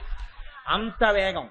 ఆవాహయామి హస్తయోహర్ఘ్యం సమర్పయామి పాదయోహోపాద్యం సమర్పయామి ముఖ్యాచమనీయం సమర్పయామి సింహాసనం సమర్పయామి. నాకు ఆ స్పీడ్ రావట్లేదు కూడా. అంత స్పీడ్తో వెళ్ళిపోతుంది పూజ. కానీ చూడండి, ఏది చెప్తున్నారంటే ఉపచారమునందు మనసు రమించేవాడైతే అది దాని రహస్యం. అంటే ఎక్కడో అక్కడ ఏదో ఒక ఉపచారంలో మీ మనసు నిలబడిందా ఏ రోజైనా? అంటే నేను మీకు ఒక ఉదాహరణ చెప్పాలి అని అనుకోండి. చెప్పాలి అంటే మీకు వస్త్రయుగ్మం సమర్పయామి అంటారు మన వాళ్ళు. వస్త్రయుగ్మం సమర్పయామి అన్నప్పుడు రోజు నాకైతే బీరువాలో పంచెలు ఉంటాయి, నాకైతే ప్యాంట్లు చొక్కాలు ఉంటాయి, కానీ అసలు అలా భగవంతుడికి బట్టలు అవి ఏమి ఉండవు బీరువాల్లో, ఎవరింట్లోనే ఎవరు పెట్టుకోరు కూడా. పాపమైన సులభుడు దూది 2 ముద్దలు చేసి అక్కడ పెట్టేరా నేను పుచ్చుకుంటానంటాడు. అయితే ఇంకా చమత్కారం ఏమిటంటే లోకంలో ఒక జాకెట్టు బట్టే పెడతారు ఆవిడికి, ఒక్క రవికిల బట్టే పెడతారు. అంతకన్నా పాపం ఇంకోటి లేదు అసలు. ఎందుకంటే మీరు గృహస్థాశ్రమంలో ఉన్నవాడు వస్త్రద్వయం 2 వేసుకుంటాడు. ఏకవస్త్రం సన్యాసమనందు ఉంటుంది. మనం అమ్మవారికి ఇచ్చినా కూడా వస్త్రయుగ్మం 2 ఇవ్వాలి. చీర రవికిల బట్ట, పంచా ఉత్తరీయం అలా ఇవ్వాలి. అంతేకాని ఒక్క ఉత్తరీయం కప్పడం ఉండదు, శాలువా కప్పడం ఉంటుంది పండిత సత్కారంగా. ఈ మధ్య నేను రాజకీయ పక్షాల వాళ్ళు చేసేటటువంటి చమత్కారాలు సభల్లో జరగడం కూడా చూస్తున్నాను. వాళ్ళకుంటాయి అలాంటివి. ఏదో సెక్యూరిటీ రీజన్స్కి ఓ కండువా ఓటే వేస్తుంటారు, ఆడాళ్ళకి మగాళ్ళకి కూడా. ఆడాళ్ళు ఉత్తరీయాలు ఎందుకు వేసుకుంటారని ఇంగితం ఉండదు. వాళ్ళకి కాకా పట్టడం ప్రయోజనం కాబట్టి వాళ్ళకి విమానం దిగితే ఓ ఉత్తరీయం వేస్తుంటారు. అలా ఒక్క ఉత్తరీయం పట్టుకొచ్చి వేయకూడదు. ఒక్క ఉత్తరీయం వేసుకుంటే మరి కింద పంచె కట్టుకోవడానికి ఉండద్దు. వాడికి ఇస్తే 2 ఇవ్వాలి వస్త్రయుగ్మం. అప్పుడు లేకపోతే ఏమవుతుంది? మీరు అవమానం చేసినట్టు అవుతుంది.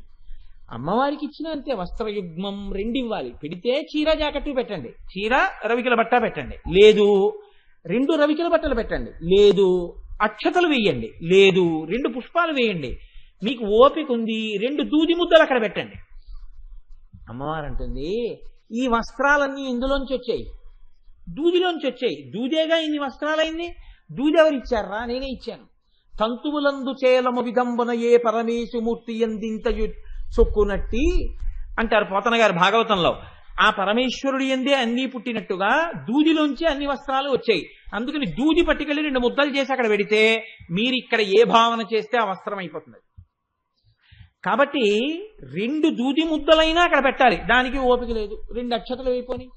అక్షత అంటే క్షతం అంటే నడుము విరగనటువంటి బియ్యం. దాంట్లో మీరు ఏది సంకల్పం చేస్తే అది వచ్చేస్తుంది. పసుపు ముద్ద పెడితే గణపతే వచ్చేస్తాడు. కాబట్టి అలాగన్నా ఈ గూఢగుల్ఫ అంటే అర్థం ఏమిటో తెలుసా అండి? పూజ చేసేటప్పుడు ఏదో ఒక ఉపచారము దగ్గర ప్రతిరోజు రమించేవాడు, లేదా ఎక్కడో అక్కడ మనసు మగ్నమైనటువంటి కారణం చేత ఆనందమును పొందువాడు, బాహ్య పదార్థముల చేత ఆనందమును పొందినవాడు కాడు. 1,00,000 బిల్వార్చన చేశానండి ఆనందం వచ్చింది, 1,00,000 బిల్వార్చన చేశానండి ఆనందం వచ్చింది అన్నవాడు కాడాయన. ఆయన దగ్గర ఏముంటాయంటే పూజ చేసుకునేటప్పుడు ఒక్క ఆచమన పాత్ర, ఒక అర్ఘ్యపాత్ర, ఒక అరివేణం, ఇన్ని పువ్వులు అక్షతలు ఉన్నాయి. కానీ ఇప్పుడు ఆయన ఏం చేస్తాడో తెలుసా అండి? ఆవాహయామి అంటాడు. ఆవాహయామి అని కళ్ళు మూసుకున్నాడు అనుకోండి, ఆయనకి పార్వతీ పరమేశ్వరులు ఇద్దరు వచ్చి సింహాసనంలో కూర్చున్నట్టు, పాదపీఠం మీద పార్వతీ పరమేశ్వరులు ఇద్దరు పాదాలు పెట్టినట్టు, తెల్లటి ఆయన పాదాలు, ఎర్రటి అమ్మవారి పాదాలు, ఎర్రటి అమ్మవారి చీర, దానికి ఉన్నటువంటి పచ్చటి అంచు, పరమశివుడు కట్టుకున్నటువంటి తెల్లటి పంచ, దానికి ఉన్నటువంటి ఆకుపచ్చటి అంచు, అమ్మవారి పాదములకు ఉన్నటువంటి మంజీరములు, అయ్యవారి పాదములకున్న మంజీరములు, అమ్మవారి పాదములు పైకి, ఆ మంజీరములు కాళ్ళు కడుగుదామని ఇలా పైకెత్తుతున్నప్పుడు వాటికి ఉన్నటువంటి చిరుగంటల యొక్క సవ్వడి, ఈయన పాదములకు పెట్టుకున్న మంజీరములు పైకెత్తుతున్నప్పుడు కొద్దిగా బరువుగా గండపిండేరాల్లా ఉన్నటువంటి మంజీరములు. ఇప్పుడు ఆ పాదముల మీద నీళ్లు పోస్తే, ఉద్ధరిణితో పోస్తే 2 చుక్కలు ఇలా కిందకి జారిపోతాయి. అందుకని ఆయన మానసికంగా ఏం చేస్తాడంటే భార్యని పిలుస్తాడు. ఆవిడ ఒక పచ్చటి పట్టుబట్ట కట్టుకుని, మెళ్ళో గొలుసులు, ఏదో కాసుల పేరు చంద్రహారాలు వేసుకుని, ఆవిడ ఒక బంగారు చెంబు పట్టుకుని వంగి నీళ్లు పోస్తూ ఉంటుంది. ఆవిడ నీళ్లు పోస్తుంటే తాను తన కుడి చేత్తో పాదములు ఇలా కడుగుతుంటే, అయ్యవారి పాదాలు తన చేతికి తగులుతుంటే, తన చేతి మించి పడినటువంటి నీళ్లు శివుడి పాదాల మీద పడుతుంటే ఇలా వెనక్కి అది కడుగుతూ, ఇలా పాదాల అంచులు కూడా ఎత్తి అడుగున కూడా కడిగేసి, ఆ తడి చేతులు ఆనందంతో ఇలా తల మీద పెట్టుకుని, ఆయన పాదాలు, అమ్మవారి ఎర్రటి పాదాలు కడిగేసేటప్పటికి ఆ నీళ్లన్నీ ఎర్రగా అయిపోతే, ఉత్తరీయంతో తుడుచుకుందామన్న స్పృహ కూడా లేకుండా ఆనందంలో ఉద్ధరిణితో ఆ నీళ్లు తీసి ఇలా చేతిలో వేసుకుంటే, మంచి సువాసనలు గుబాళిస్తున్నటువంటి వేదములు మంజీరములైన ఆ పాదములు కడిగినటువంటి నీళ్లు తాను ఇలా లోపలికి పుచ్చుకుంటుంటే గొప్ప ఉపశాంతి పొందితే, ఇప్పుడు ఆ పళ్ళెమమ్మ ఒక్కసారి పాదాలు పైకెత్తండి అంటే వాళ్ళిద్దరు ఇలా పాదాలు పైకెత్తితే, ఆ బంగారు పళ్ళెం నీళ్లు తొలకకుండా పక్కన పెట్టి మళ్ళీ పాదపీఠం మీద పాదాలు పెట్టుకున్నాక ఆనందంతో తను కప్పుకున్న ఉత్తరీయం తీసి అయ్యవారి పాదాలు తుడిచి, అమ్మవారి పాదాలు తుడిచి, ఆ ప్లోత వస్త్రాన్ని ఒక్కసారిలా వాసన చూస్తే ఘుమఘుమలాడిపోతే, దాన్ని భుజం మీద వేసుకుంటే, ఆ తడి భుజానికి అంటుకుంటే, ఆ ఎర్రటి పాదాలు, తెల్లటి పాదాలు చల్లగా ఉంటే, వాటి మీద అలా చూస్తూ ఉండలేక తల ఉంచి ఇలా లలాటము తాటిస్తే, ఆ చల్లటి పాదాలు తలకి తగిలితే, ఇక్కడ చల్లగా తగిలితే, ఆ ఆనంద పారవస్యంలో అలా ఒంగునుండగా ఇద్దరి పాదాల్లోంచి శ్వాసనలు గుబాళించి ముక్కులు మత్తెక్కిపోతే, అలాగే పాదాల మీద పడుకునుంటే, అమ్మవారు అయ్యవారు అయ్యో ఎంత భక్తిగా పడుకునుండిపోయాడో అని ఇద్దరు వంగి ఇలా చేతులు పెడితే అతని మీద, తల సరిపోక 4 చేతులకి, ఇద్దరి చేతులు ఇటు పక్కకి, 2 చేతులు ఇటు పక్కకి ఉండి భుజాలకు కూడా వేళ్లు తగులుతుంటే, అబ్బా మా నాన్నగారు అమ్మగారు ఎలా పెట్టారో మీద చేతులు, ఈ పాదాల నుంచి లేవనని అలా ఉండిపోయి ఉన్నాడు అనుకోండి ధ్యానంలో. అలా అతను ఒక 40 నిమిషాలు ఉండిపోయాడు ఆ ఆనందంలో. ఈలోగా ఎక్కడో గిన్ని చప్పుడైంది, బహిర్ముఖుడయ్యాడు. అది అతని పూజ. తర్వాతి పూజ అయిపోతుంది, వచ్చేస్తాడు. అతను రోజు కూర్చునేది ఇన్ని అక్షతలతో కూర్చుంటాడు పూజకి, కానీ ఇతను చేసిన పూజే వాళ్ళకు అందుతూ ఉంటుంది. ఈ పూజ అందుతోందని గుర్తు, అతను అలా చేస్తాడని గుర్తు ఏమీ ఒక్క చోట తెలుస్తుంది. ఆయన పాదములకు ఉన్నటువంటి పిక్క నల్లబడిపోయి ఉంటుంది, పాదము యొక్క అంచు ఎర్రపడిపోయి ఉంటుంది. అది కాలక్రమంలో నలుపు కూడా ఎక్కిపోయినా ఆశ్చర్యం లేదు. మీ మనసు మగ్నమైతే మధ్యే పానీయం సమర్పయామి తర్వాత మీరు ఆగి కళ్ళు మూసుకోవాలి. కళ్ళు మూసుకున్నప్పుడు మీకేం కనపడాలి? మీరు ఏ పదార్థం పెట్టారో అది మంచినీళ్లు తాగి బంగారు గ్లాసు పక్కన పెట్టి, ఆ పదార్థాన్ని ఆయన మళ్ళీ కొద్దిగా నోట్లో వేసుకుని నవిలి మింగినట్టు, చాలా నాన్న తృప్తి, కడుపు నిండిపోయిందిరా నీ ప్రేమకి, మంచినీళ్ళు తాగుతానన్నా కాసిన మంచినీళ్ళు అన్న తర్వాత మీరు ఉత్తరాపోసనం సమర్పయామి, మళ్ళీ బ్లాంక్ ఎక్కడ? హస్తౌ ప్రక్షాళయామి, చేతుల మీద నీళ్లు పోశారు, వెంటనే మీరు పాదవ ప్రక్షాళయామి ఎలా అంటారండి? అక్కడ ఒక డాష్ పెట్టి వదిలిపెట్టారు. ఎలా పెట్టారో తెలుసా అండి? వాళ్ళిద్దరికీ హస్తవ ప్రక్షాళయామి అంటే ఏమిటి? ఇది మీకు తెలుస్తుంది. నేను ఒక ఉదాహరణకి చెప్తున్నాను. నేనంత గౌరవనీయుడని కాదు నా ఉద్దేశం. నా యందు మీకు ఒక గౌరవనీయమైన భావన ఉందనుకోండి, అకస్మాత్తుగా నేను మీ ఇంటికి వచ్చాను. వస్తే మీరు ఏమంటారు? ముందు తడబడిపోయి ఆ కోటేశ్వరరావు వచ్చారని చెప్పి అయ్యా కాసిన పాలు తాగుతారా, లేకపోతే ఏదో కాసిన పళ్ళు తింటారా, పలహారం చేస్తారా అని అడుగుతారు. అడిగితే సరే ఏదో కొంచెం ద్రాక్ష పళ్ళు ఇవ్వండి అమ్మా, అంతకన్నా వద్దు. కాసిన ద్రాక్ష పళ్ళు పెట్టారు, తిన్నాను. తిన్న తర్వాత ఆ చేతులకి దాని రసం అంటుకుంది. నేను లేచి వెళ్ళి వాష్ బేసిన్ దగ్గర చేతులు కడుక్కుంటున్నాను. ఆ రెండు ఇలా పంపు తిప్పారు. నాకు రాదేమిటి తిప్పుకోవడం అంటే ప్రీతి, మీరు తిప్పారు, నేను ఇలా చేతులు కడిగేసుకున్నాను. కడిగేసుకుని నేను వచ్చి కూర్చుంటున్నాను. ఏ ఇంట్లోనైనా జరిగే మర్యాద ఏమిటో తెలుసా అండి? అడగకుండానే ఆ ఇంటి వారు ఎంత పెద్దవారు అవనివ్వండి, గబగబా ఓ తువ్వాలో నాప్కిన్నో పట్టుకొస్తారు. పట్టుకొచ్చి తుడుచుకోండి అంటారు. మీరు ఈశ్వరార్చన యందు ఎప్పుడైనా మీ ఉత్తరీయంతో ఆయన చేతులు తుడిచారా? హస్తౌ ప్రక్షాళయామి అన్నారు, చేతులు కడుక్కోమన్నారు. ఆగి ఆయన చేతులు తడిసిపోయి ఉన్నాయి. అమ్మ ఎర్రటి పట్టుబట్ట కట్టుకునుంది. మీరు ఉత్తరీయం ఇవ్వకపోతే ఆవిడ చేతులు ఇలా పెట్టుకోవాలి. ఆవిడ ఇలా పెట్టుకుంటే ఆవిడ పట్టుబట్ట మీద ఆ తడి మరకలు పడతాయి. మీరు చేసిన పనికి ఆవిడ చేతులకు ఆ తడి ఉండిపోతుంది. శంకరుడి చేతులకు ఆ తడి ఉండిపోతుంది. మీరు వెంటనే మీ ఉత్తరీయం తీసి అమ్మ చేతులు తుడుస్తానంటే అమ్మ ఇలా చాపితే ఇలా తుడిచి పైన అమ్మ వెనక్కి కూడా అంటే అమ్మవారు ఇలా అంటే ఆ కదలిన చేతులు కనపడితే ఆ 10 ఉంగరాలతో ఉన్న చేతులు తుడిచి, పొడిగా ఉన్నాయని మధ్యలో కూడా తుడిచి, పరమశివుడి వేళ్లు కూడా మీరు తుడిచి, ఆయన తుడవడం కోసమని ఆయన చేతులు ఇలా ఎక్కినప్పుడు కదలిన బాహుపద క్రమంబున రవము సూపిడి నూపు రములవాణి అంటారు పోతన గారు. ఆయన చేతికి వేసుకున్న కంకణముల యొక్క కనకణ ధ్వని మీరు ఇక్కడ వింటూ ఉంటే, మీరు ఆయన చేతులు తుడిచారనుకోండి, అది ఉపచారంలో లేదు, వాచికంగా. అది మీరు మనసుతో అనుభవించాలి. మీరు అలా అనుభవించి నైవేద్యం పెడితే మీకు నైవేద్యానికి ఎంతసేపు పడుతుంది? మీరు అనుభవించగలిగితే ఎంతసేపు అయినా పట్టచ్చు. ఇంతసేపు పడుతుందని లెక్కేం లేదు, ఎంతసేపు అయినా పట్టచ్చు. మీకు ఒక్కొక్కనాడు ప్రీతితో తల్లి బిడ్డడికి భోజనం వడ్డించినప్పుడు వాడు ఇంకా వేసుకు తింటున్నా ఎవరైనా చూస్తారేమో, దృష్టి కొడుతుంది పిల్లాడికని చెప్పేసి అయిపోతున్న పదార్థాల గిన్నెల మీద మూత పెట్టేసిన అమ్మలా ఆయన తింటూ కనపడుతుంటే మీరు అలాగే ఉండిపోయారనుకోండి సంతోషంతో. అలా ఇంకా ఆయనకి చేతుల్లో పెడుతూ తినిపిస్తున్నారనుకోండి, ఆ సమయమునందు మీ ఉపచారం ఎంతసేపు అయినా పట్టచ్చు. మీరు మనసుతో ఎన్నైనా సృష్టించి ఆయనకి ఇవ్వచ్చు తప్ప, బాహ్య పదార్థాలు ఎన్నో ఉంటేనే నేను అంతసేపు కూర్చుంటానన్న మాట మీరు అన్నప్పుడు మీ చీలమండల పూజకి గుర్తులవుతాయి తప్ప, మీరు పెట్టుకున్న బాహ్య పదార్థాలు మీ మనసు నిలబడిన దానికి ఎప్పుడూ గుర్తులు కావు. మీ చీలమండ గుర్తు మీ ఉపాసనకి. గూఢగుల్ఫ, ఇది రహస్యం.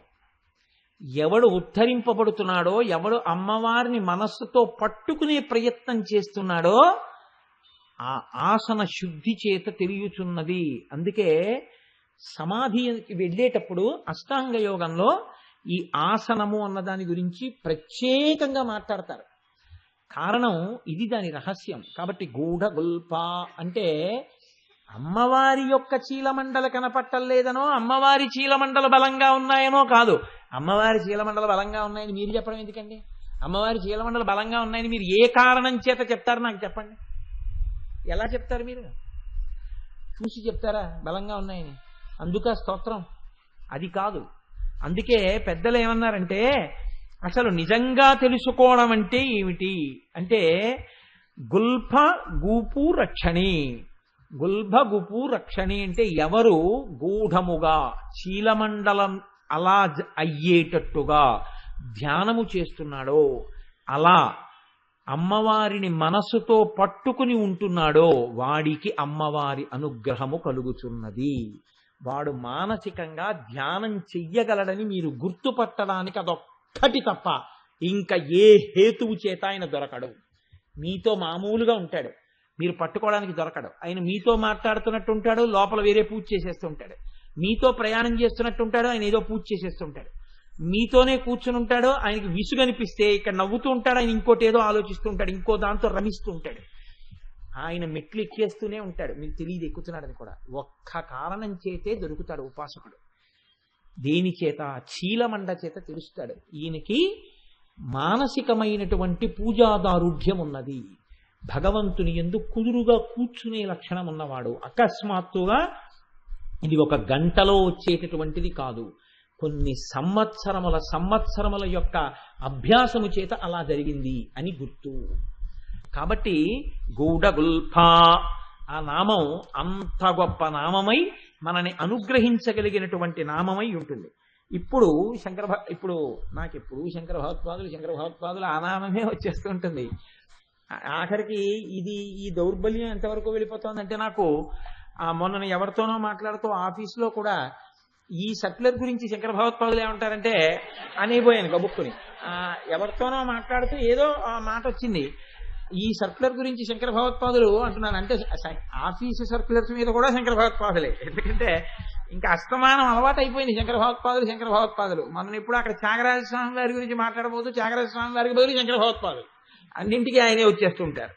అలా కూర్మ పృష్ఠ జయిష్టు ప్రపదాన్విత, ఇందులో అంటారు ఈ నామంలో చాలా గంభీరమైనటువంటి నామం ఇది. కూర్మ పృష్ఠ జయిష్ణు ప్రపదాన్విత. అమ్మ, ప్రపదములు అంటే ఈ మీగాళ్ళు అంటారు, ఉపరితలములు, పాదముల యొక్క పైభాగములు. పాదముల యొక్క అడుగు భాగములు ఎవడు దర్శనం చేశాడు వాడు ధన్యుడు. ఒక్క మానసికంగానే అవుతుంది అది. ఎందుకంటే అమ్మవారు ఎప్పుడు ఇలా కాలెత్తి మీకు పాదము యొక్క కింది భాగాన్ని కనపడేటట్టుగా చూపించరు, నిలబడి ఉంటుంది. అయితే పాదపీఠం మీద పెట్టుకుంటుంది. లేకపోతే ధ్యాయీత్ పద్మాసనస్తాం, ఇలా కూర్చుంటుంది. కూర్చున్నప్పుడు మీకు కనపడవు అమ్మవారి యొక్క ఆ మీగాళ్ళు, కనపడే అవకాశం ఉండదు. అదే అడుగు కాళ్ళు అస్సలు కనపడవు, ఒక్క ధ్యానంలోనే కనపడతాయి. అందుకే ఎవరు అలా ధ్యానంలో దర్శనం చేస్తున్నారో వాళ్ళు మాత్రమే భగవంతుని యొక్క పాదముల ఎందుండేటటువంటి దివ్య చిహ్నముల యొక్క దర్శనములను చేస్తారు తప్ప బాహ్యమునందు అలా చూడడం అనేటటువంటిది సాధ్యమయ్యేటటువంటి విషయం కాదు. ఇదే అన్నమాచార్య స్వామి వారు ఒక కీర్తనలో వెంకటేశ్వర స్వామి వారి గురించి చెప్తూ ఒక అందమైన కీర్తన, ఆ కీర్తనలో అంటారు కూడా. ఏ కీర్తనమూర్తి గారు అది? చాలా గొప్ప కీర్తన. అందులో ఎవరు నిన్ను అలా చూస్తున్నారో వారు మాత్రమే ధన్యులు, వారు తప్ప ఇంకొకరు చూడలేరు అంటారు. భావములోన అని అదేంటి, భావగోచరమైన సరిలేని పాదాల జంట కంటి అంటారు. పరమయోగీంద్రులకు భావగోచరమైన సరిలేని పాదాల జంట కంటి. పరమయోగీంద్రులంటే యోగాభ్యాసము చేసి మనసుని నిగ్రహించి నిలబెట్టిన వాడు ఎవడున్నాడో అటువంటి వారిలో శ్రేష్ఠుడైనటువంటి వాడు భగవంతుని యొక్క పాదముల అడుగు భాగాన్ని కూడా వాడు మనసులో చూడగలిగాడు.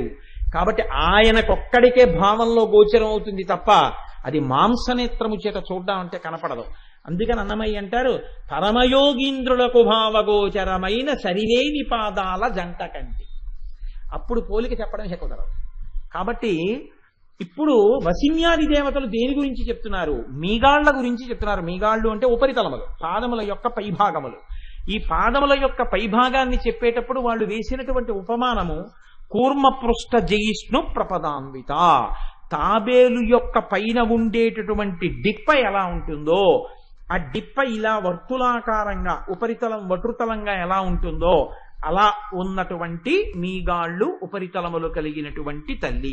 కాదు, ఆ డిప్పల యొక్క సౌందర్యమును జయించినటువంటి ఉపరితలములు కలిగిన తల్లి. ఎందుచేత? అమ్మవారి యొక్క పాదముల ఉపరితలములు ఎలా ఉన్నాయి అన్నది ఒక తాబేటి డిప్పతో పోల్చారు. తాబేటి డిప్ప ఇలా ఉంటుంది కాబట్టి అమ్మవారి పాదాలు కూడా ఇలా ఉన్నాయి. అంతవరకు బానే ఉంది. కానీ అమ్మవారి పాదములు ఎంతో లావణ్యంతో ఎర్రగా మెరిసిపోతూ ఎంతో నాజుగ్గా ఎంతో అందంగా ఉండేటటువంటి పాదములు. ఆ పాదములు వాసికి గరుగ్గా ఉండేటటువంటి ఎర్ర తాబేటి ఆడతాబేటి డిప్పకిని ఎక్కడ పోలికుంటుంది. కాబట్టి అమ్మ వాటితో పోల్చడం కుదరదులేమ్మా అన్నట్టుగా చెప్పారు. శంకర భగవత్పాదులు వెంటనే ఈ నామాన్ని దృష్టిలో పెట్టుకుని సౌందర్యలహరిలో వారు శ్లోకం చేశారు. ఎంత గొప్ప శ్లోకం చేశారంటే ఆయన అన్నారు, పదంతే కీర్తీనాం ప్రపదమపదం దేవి విపదాం కథం నీతం సత్పిః కఠిన కమఠీ కర్పరతులాం కథం వా పాణిభ్యాముపయమన కాలే పురభిదా యదాదాయన్యస్తం దృషది దయమానేన మనసా అన్నారు. అమ్మా, నాకు లోకంలో ఒక విషయం అర్థం కావట్లేదమ్మా.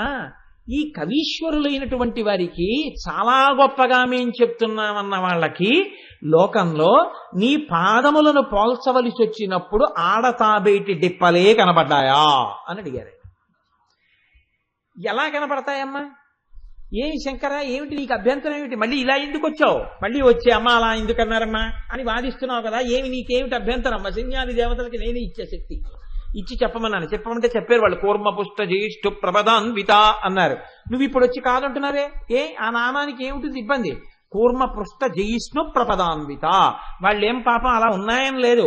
ఆ ఆడ తాబేటి డిప్పలు సరిపోవమ్మా నీ పాదములతో పోల్చడానికి అన్నారు. నువ్వెందుకు కోపడుతున్నావు శంకర అంటే, చెప్తానమ్మా, కంగారు పడకు అమ్మా. అసలు ఆ మాటకొస్తే అమ్మా, ఆడ తాబేటి డిప్పలే కాదు, పరమశివుడు కూడా తప్పే చేశాడు, కవీశ్వరులే కాదు. అయ్యి బాబోయ్, మాట్లాడితే శివుడు అంటావు, ఇది ఎక్కడ కూడా మళ్ళీ శివుడు కూడా తప్పు చేశాడా? ఎక్కడ చేశాడు? చెప్తానమ్మా, కంగారు పడకంటున్నారు శంకరాచార్యులు వారు. ఎంత ప్రౌఢిమతో చెప్తారో చూడండి. పదంతే కీర్తీనాం ప్రపదమ పదం దేవి విపదాం. అమ్మ, నీ పాదములు దేనికి స్థానములు లోకంలో? ఆపదలు తొలగించగలిగినటువంటి స్థానములంటూ ఉంటే నీ పాదములొక్కటే.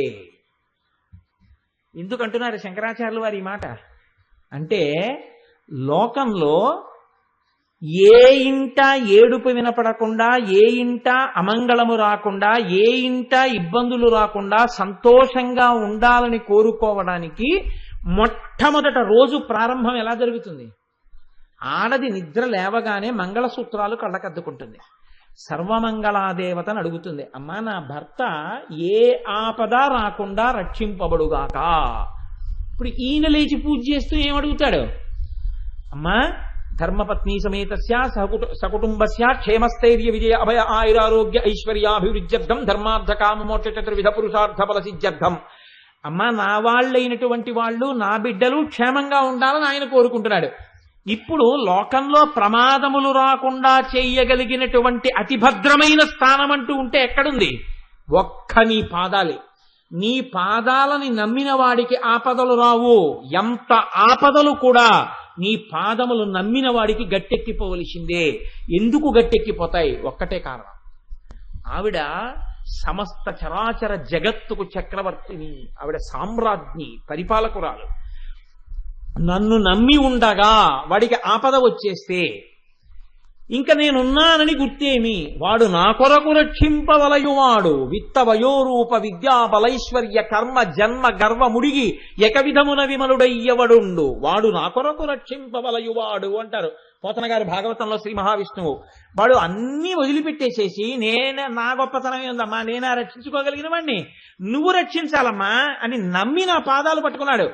నమ్మి పట్టుకుని ఉండగా వాడు ఏదో పాపం చేశాడు, ఆ పాపానికి ఫలితంగా ఇవాళ వాడు ఏడవాలి, అందుకని వాడు ఇంట్లో ఒకళ్ళని తీసేస్తానంటే ఎలా కుదురుతుంది? ఒప్పుకోదు అమ్మవారు, ఆప్ చేసేస్తుంది అంతే. కాబట్టి ఇప్పుడు ఆవిడ ఏం చేస్తుంది?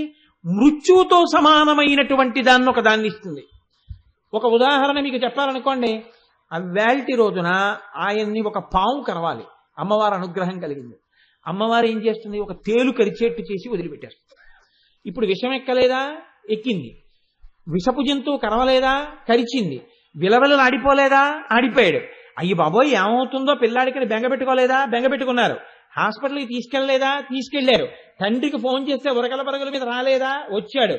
విషాన్ని విరిగిపోయే మాంత్రికుల్ని తీసుకొచ్చి మంత్రం వేయించలేదా? వేయించారు.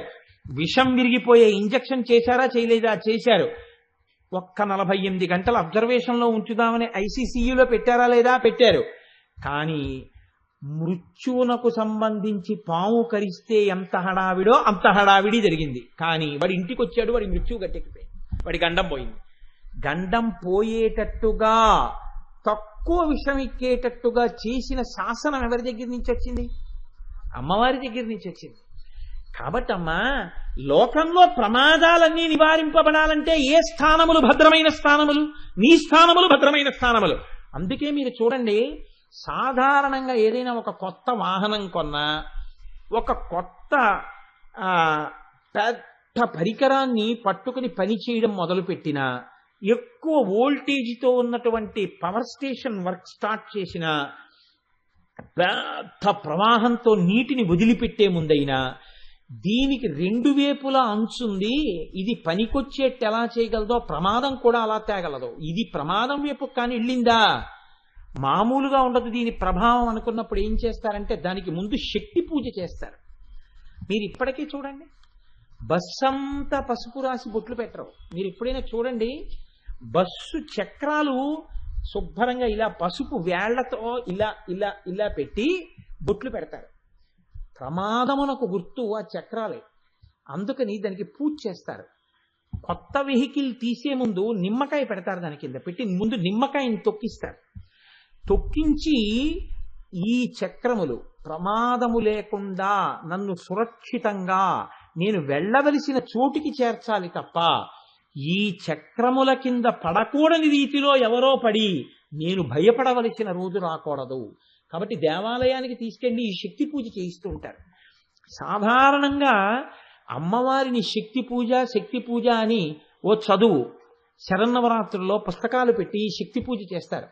వసంత పంచమి సరస్వతీదేవిగా అమ్మవారిని అలంకారం చేసి సరస్వతీ దర్శనం చేస్తారు. నీకు అమ్మవారి అనుగ్రహాన్ని అపేక్షించి నడుస్తూనే ఉంటారు. ఆ అనుగ్రహం ఉందనుకోండి, ప్రమాదం రాదు. కాబట్టి ఇప్పుడు ప్రమాదములన్నీ పోవడానికి ఏది స్థానం? అమ్మవారి పాదములు స్థానం. అమ్మ, నేను తాబేటి డిప్పతో పోల్చారని బాధపట్టలేదమ్మా. దిక్కుమాలిన తాబేటి డిప్ప దేనికి గుర్తో తెలుసా? ఎప్పుడూ ప్రమాదాన్ని శంకించడానికే గుర్తు. ఎందుకో తెలుసా? తాబేలు అలా వెడుతుండగా మీరు ఇలా అన్నారనుకోండి, అది వెంటనే దాని 4 కాళ్ళు తలకాయ డిప్పలో పెట్టేసుకుంటుంది. దాని డిప్ప ఎందుకు పనికి వస్తుందంటే ఎప్పుడు ఏమైనా అయిపోతుందేమో అని దాని కింద దాక్కుంటూ ఉంటుంది. తాబేటి డిప్ప భయమును పొంది అది లోపలికి దాక్కోవడానికి స్థానం. అసలు భయం కలగకుండా భయం తీసేసే స్థానం అమ్మవారి పాదాలు. ఈ దిక్కుమాల తాబేటి డిప్పకి నీ పాదాలకి అసలు పోలికేమిటమ్మా? ఎలా వేశారమ్మా వాళ్ళు పోలిక? నేను గరుకు గురించి మాట్లాడటం లేదమ్మా. పిరికితనానికి గుర్తు తాబేలు. ఎందుకని? నీళ్లల్లో బతకగలదు, భూమి మీద బతకగలదు. 2 చోట్ల బతకగలిగినటువంటి ప్రాణులు లోకంలో చాలా తక్కువ ఉన్నాయి. భూమి మీద బలంగా బతికే ప్రాణి నీళ్లలో పడితే చచ్చిపోతుంది. నీళ్లలో ఉండే ప్రాణి భూమి మీదకి వస్తే చచ్చిపోతుంది. అలా 2 చోట్ల బ్రతకగలిగినటువంటి ప్రాణులు చాలా తక్కువగా ఉన్నాయి లోకంలో. ఓ చేప, ఓ కప్ప, ఆ తర్వాత ఒక మొసలి, ఇటువంటివి. ఇందులో మళ్ళీ నీటిలో బ్రతకగలిగి కూడా ప్రమాదమునకు లోనై కూడా ప్రమాదము నుంచి గట్టెక్కిపోగలిగిన ప్రాణులు కొన్ని ఉన్నాయి. ఒక మత్స్యకారుడు వచ్చి వల వేశాడు అనుకోండి, 10 చేపలు 2 కప్పలు పడ్డాయి అనుకోండి. 10 చేపల్ని బుట్టలో పడేస్తాడు, 2 చేపల్ని గట్టు మీద పారేస్తాడు. దిక్కుమాల కప్పలు కూడా పడ్డాయి. ఈ కప్పలు ఏం చేస్తాయంటే మళ్ళీ బెకబెకలాడుతూ గెంతుతూ మళ్ళీ నీళ్ళలో పడతాయి. మళ్ళీ వలేస్తాడు, మళ్ళీ పడతాయి. మళ్ళీ పడితే మళ్ళీ పడ్డాయి ఈ కప్పలని ఇటు పారేస్తాడు. మళ్ళీ గెంతి మళ్ళీ పడతాయి. ఆయన మధ్యాహ్నం వరకు చేపలు పడితే వాళ్ళలో 50 మాటలు పడ్డా ఆ కప్పలకేం అవదు. ఒక్కసారి పడితే చేప పని అయిపోయింది. అదే నీళ్లలో ఉంది. అలాంటిది తాబేలు నీటిలోనూ ఉండగలదు, నేల మీద ఉండగలదు. ఇలా ఉండగలిగి కూడా దానికి బెంగే ఎప్పుడూ భయమే. ఎక్కడైనా ఇలా చప్పుడైందో అసలు అమ్మ తాబేలు నడక అందుకేనమ్మా, భయం కాబట్టి అంత మెల్లగా నడుస్తుంది. ఈ తాబేలు చిటిక్కు మందో లోపలికి వెళ్ళిపోయి డెప్పొక్కటే బయట వచ్చింది. ఇంత పిరికిదనానికి గుర్తయింది తాబేలా. ప్రమాదములను పోగొట్టి రక్షించగలిగినటువంటి శక్తికి నీ పాదములు స్థానములా. నిర్భయత్వంగా ఉండడానికి స్థానము నీ పాదం. పిరికితనంతో దాక్కోవడానికి స్థానం తాబేటి డిప్ప. దీన్ని పోలికేశారా? ఎలాగమ్మా నన్ను వార్చమంటావు? కాబట్టి కవీశ్వరులది తప్పు, నేను ఒప్పుకోనమ్మా. తాబేటి డిప్పతో పోలికేమిటమ్మా? ఇంకా 2వ కారణం, ఆ తాబేటి డిప్పలు ఎంత గరుకమ్మా. ఇలా వట్టుతలంగా ఉన్నాయని, కొంచెం ఉబ్బెత్తుగా ఉన్నాయని వేసేయడమే పోలికలు. ఇంకా తీసుకొచ్చి ఏమైనా అంటే జయిష్ణు ప్రపదాన్విత గెలిచేసావమ్మా అంటుండడమా? ఆ పోలిక ఏమని ఎవడు చెప్పాడు? గెలిచారని ఎవడు చెప్పాడు? అంత గరుకు డిప్పలు, ఆ డిప్పలు తీసుకొచ్చి నీ పాదాలతో పోలికేశారా? అమ్మ నీకు నచ్చిందేమో, నేను ఓర్చలేకపోతున్నాను శంకరాచార్యులు. నేను ఒప్పుకోనమ్మా. ఎందుకో తెలుసా? ప్రపదం అపదం, అసలు ప్రమాదములు లేని స్థానం నీ పాదాలు అయితే వాడికి తాబేటి డిప్పలతో పోలికడం ఏంటమ్మా? అబ్బో ఇంత దూరం వచ్చావా శంకర, పోన్లేవయ్యా నిజమే, అలా అనకుండా ఉండవలసిందేమో, సరే ఒప్పుకున్నానులే. అది సరే, కానీ శివుడి మీద కూడా ఒళ్ళు మండిపోతుంది అన్నావు. శివుడి మీద ఎందుకు మధ్యలో? ఆయన ఏం చెప్పలేదు కదా ఈ నామాలు. వశిన్యాది దేవతలు చెప్పారు, వ్యాసుడు రాశాడు. నువ్వు వచ్చిన తర్వాత కోపం వచ్చిందని నువ్వు వచ్చావు. సరేలే శంకర, అయితే వాళ్ళదే తప్పు, నువ్వు అన్నదే కరెక్ట్, కవీశ్వరులు ఇలా అనకుండా ఉండవలసింది అని నేను అంటాను. కొని అక్కడ వరకు బాగుంది. శివుణ్ణి ఎందుకు తెచ్చావు రంగంలోకి అని అడిగింది అమ్మవారు. అడిగితే శంకర ప్రజ్ఞ అంటే చూడండి, ఆయన అన్నారు, అదేనమ్మా చెప్తాను, నేనే అనవసరంగా అనలేదమ్మా, నాకు తెలియదా అమ్మా అయిందంటే నువ్వు బాధపడతావని. కానీ నువ్వు బాధపడతావని తెలిసి కూడా నేను అనకుండా ఉండలేకపోతున్నానంటే శివుడు ఎంత మర్యాదగా ప్రవర్తించాడమ్మా, అందుకే అంటున్నానమ్మా అన్నారు. ఏం చేశాడయ్యా శివుడు నా పాదాల పట్ల చెప్పు అంటే ఆయన అంటారు, కథం వా పాణిభ్యాముపయమన కాలే పురభిదా యదా దాయన్యస్తం దృషదిదయమానేన మనసా. అంత పురారి అయినటువంటి పరమేశ్వరుడు నువ్వు అంత కోరి అంత కష్టపడి అపర్ణవై తపస్సు చేసి ఆయన యొక్క అనుగ్రహాన్ని సంపాదించి ఆయన్ని కళ్యాణం చేసుకున్నావు. వివాహం అంతా అయిపోయింది, 7 మంత్రాలు అయిపోయాయి, హోమం చుట్టూ ప్రదక్షిణం చేశారు. ప్రదక్షిణం చేసిన తర్వాత పరమేశ్వరుడు ఏం చేశాడో గుర్తు తెచ్చుకోమ్మా, నీ పాదాల పట్ల ఎంత అపచారం చేశాడో గుర్తు తెచ్చుకో. ఏం చేశాడయ్యా, సన్నికళ్ళు తొక్కించాడు. అది వివాహ ప్రకరణంలో అంతర్భాగం కదా సన్నికళ్ళు తొక్కించడం. అక్కడే నా గుండెలు మండిపోతున్నాయమ్మా. ఏ సన్నికళ్ళు తప్ప ఇంకేం దొరకలేదేమిటి నీ పాదం తొక్కించడానికి? ఎందుకని అంటే వివాహం అయిపోయిన తర్వాత 7 మంత్రాలు అయిపోయిన తర్వాత హోమం చేయిస్తారు. ఆడపిల్లని మగపిల్లాన్ని కూర్చోబెట్టి హోమం అంతా అయిపోయిన తర్వాత ప్రదక్షిణం చేస్తూ కొన్ని మంత్రాలు చెప్తారు. ఆ మంత్రాలు అయిపోయిన తర్వాత పురుషుడు కూర్చుని ఆడపిల్ల యొక్క పాదాన్ని పట్టుకుని పైకెత్తి సన్నికళ్ళు మీద పెడతాడు. పెట్టి మట్టెలు తొడగాలప్పుడు ఆ మట్టెలు తొడుగుతూ ఒక మంత్రం చెప్తాడు. అందులో అతిష్టేమశ్మానమశ్మేవ త్వగ్గు స్థిరాభవ అభితిష్టప్యుతన్యత సహస్వ పుతనాయత అని చెప్పి మట్టెలు పెడతాడు. ఆ మంత్రం చెప్పి ఎందుకు ఈ మంత్రం చెప్పడం అంటే ఆయన ఓ మాట చెప్తాడు. శిలాశాసనము అని లోకంలో ఓ మాట ఉంది. శిలాశాసనం అంటే ఇంకా అది పోదు. ఏమంటే ఆయన మాట అంటే శిలాశాసనం అని అంటారంటే రాతి మీద చెక్కించారు. ఇప్పుడు ఏదో మహారాజాధిరాజ రాజప్రతాప చండ ప్రచండ రణరంగ మార్తాండ 3 రాయల గండ జగనొబ్బ గండ రాజాధిరాజ రాజపరమేశ్వర ఆంధ్రభోజ సాహితీ సమరాంగణ సార్వభౌమ లలిత కళాప్రియ కవి పండిత పోషక విద్వత్కవి శ్రీ శ్రీ శ్రీ కృష్ణదేవరాయల వారు ఉత్తర గజపతులను ఓడించి వెనక్కి తిరిగి విజయనగర సామ్రాజ్యానికి వెళ్లేటప్పుడు సింహాచలంలో తన 2 భార్యలైనటువంటి తిరుమలదేవి చిన్నాదేవులతో దర్శనం చేసుకున్న తర్వాత వారి అమ్మగారి అన్నపూర్ణమ్మగారి పేరు మీద సింహాచలేశ్వరునకు చదివించినటువంటి కట్నం 26 పచ్చలతో కూడినటువంటి కట్టె వంకి అని ఒకటి వేసి ఉంటుంది అక్కడ తెలుగు అంకెలతోటి. ఇవి శిలాశాసనాలు. మీకు ఎప్పటికీ కృష్ణదేవరాయలు వారు ఇచ్చారని గుర్తుండిపోతాయి ఆ శాసనం చదువుతుంటే. అది శిలాశాసనం. చెరిగిపోవడం తరిగిపోవడం ఇలాంటివి ఏమి ఉండవు. అలా ఒక మంత్రం చెప్తాడు. ఆఖరణ పెళ్ళైపోయిన తర్వాత ఇంకా దీని తర్వాత ఏం చేస్తారంటే లాజహోమం చేస్తారు. అది ఇప్పుడు పేరు మారిపోయి రాజుల హోమం అంటున్నారు. రాజుల హోమం కాదు దాని కర్మ, దాని పేరు లాజహోమం. లాజహోమం అంటే బావమరిది చేస్తాడు. ఆఖరణ వచ్చి వాళ్ళకి ఇద్దరు వృద్ధిలోకి రావాలని పేలాలు పోసేటప్పుడు చేతిని చాలా జాగ్రత్తగా తిప్పి పొయ్యాలి. బావమరిది ముందే నేర్పుకోవాలి తండ్రి కొడుక్కి. ఉరే నువ్వు అక్కడికి వెళ్ళి నీ ఇష్టం వచ్చినట్టు పోయికు చేత్తో ఇలా పోయి పేలాలని చెప్పాలి. కాబట్టి ఆ లాజహోమంతో పూర్తి చేస్తారు. ఆ తర్వాత స్థాళీపాకం చేస్తారు. స్థాళీపాకం రాత్రి ముహూర్తం అయితే ఓలా ఉంటుంది, పొద్దున్న ముహూర్తం అయితే ఓలా ఉంటుంది. స్థాళీపాకం ఎప్పుడు పడితే అప్పుడు చేసేయకూడదు స్థాళీపాకం చేస్తే. సరే ఇప్పుడు మళ్ళీ ఆ వివాహ ప్రకరణం అంతా మనకి ఎందుకు కానండి, దానికి ఇంకా కొంత సమయం ఉంది. బాగా అధ్యయనం చేసి అవన్నీ మనం అమలు చేయవలసిన సమయం నాకైతే కొంత ఉంది కాబట్టి పెద్ద బెంగేం లేదు నాకు. కాబట్టి ఇప్పుడు ఈ సన్నికళ్ళు తొక్కించినప్పుడు ఉండేటటువంటి మంత్రం మనకు అర్థమేమి అంటే, మీకు ఇంకా కొంత సమయం ఉందంటే ఏమిటి మళ్ళీ ఏమైనా పెళ్లి ముహూర్తం మీ ఆవిడని మళ్ళీ చేసుకుందాం అనుకుంటున్నారా, షష్ఠి పూర్తి వయస్సా అనుకోకండి. అది కాదు నా ఉద్దేశ్యం. నా పెళ్లి ఎప్పుడో అయిపోయింది, నా బిడ్డ పెళ్లి గురించి నేను మాట్లాడుతున్నాను. ఈ మగపిల్లవాడి పెళ్లి చేసేటప్పుడు చేసేది ఏమి ఉండదండి. నా బుర్ర ఏముంటుంది, స్నాతకం ఒకటే చేస్తాడంతే, ఇంకా ఆయన చేయడానికి ఏమి ఉండదు అక్కడ. అసలు నిజంగా జీవితంలో ఆనందపడిపోయి పెళ్లి అని పొంగిపోయి అన్నీ చేసి తరించిపోవడానికి అవకాశం ఎప్పుడు ఉంటుందంటే ఆడపిల్ల తండ్రిగా ఉంటేనే ఉంటుంది. ఆడపిల్ల తండ్రిగా ఉన్నవాడు వైదిక ప్రకరణాన్ని పాటించి చేస్తూ ఉంటే ఆ పెళ్లి కూతుర్ని చేసినప్పటి నుంచి పెళ్లి కూతురిని అత్తవారింటికి పంపే వరకు తండ్రి అనుభవించే ఆనందం, ఆడపిల్ల అత్తవారింటికి వెళ్ళిపోయిన తర్వాత ఒక్కసారి వెళ్ళి ఆ బీరువా ఇలా తీస్తే అప్పటి వరకు ఈ పుస్తకాలు సరిగ్గా పెట్టుకో అని తండ్రి పిల్లని దెబ్బలాడినటువంటి ఆ బీరువాలో నాన్నగారండి మీ పుస్తకాలు పెట్టేసుకోండి, నా పుస్తకాలు ముఖ్యమైనవి పట్టుకెళ్ళిపోతున్నానని సూట్ కేసులో పట్టుకెళ్ళిపోయినటువంటి పిల్ల ఆ ఖాళీ బీరువా వంక చూడగానే అరే ఆ రోజుల్లో అలా అనేవాడిరా, నన్ను పెట్టుకోమని చెప్పి వెళ్ళిపోయింది పుస్తకాలు నా తల్లిని ఆ చెక్కల మీద చేతులు వేసి కళ్ళ నీరు నింపుకుంటాడు తండ్రి. ఒక కూతురు తండ్రిగా అంత ఆనందాన్ని అనుభవిస్తాడు. ఒక కూతురు తండ్రిగా వైదిక ప్రకరణంలో వివాహం చేయడంలో తండ్రికి ఉండేటటువంటి భాగ్యమే వేరు. కాబట్టి సన్నికళ్ళు తొక్కించినప్పుడు వరుడంటాడు, నేను నీకు స్థిరత్వమును ఇస్తున్నాను అంటాడు. అంటే నువ్వు ఎక్కడో పుట్టి ఇక్కడికొచ్చావని ఎవరైనా అంటే అంతకన్నా తప్పు ఇంకొకటి లేదు.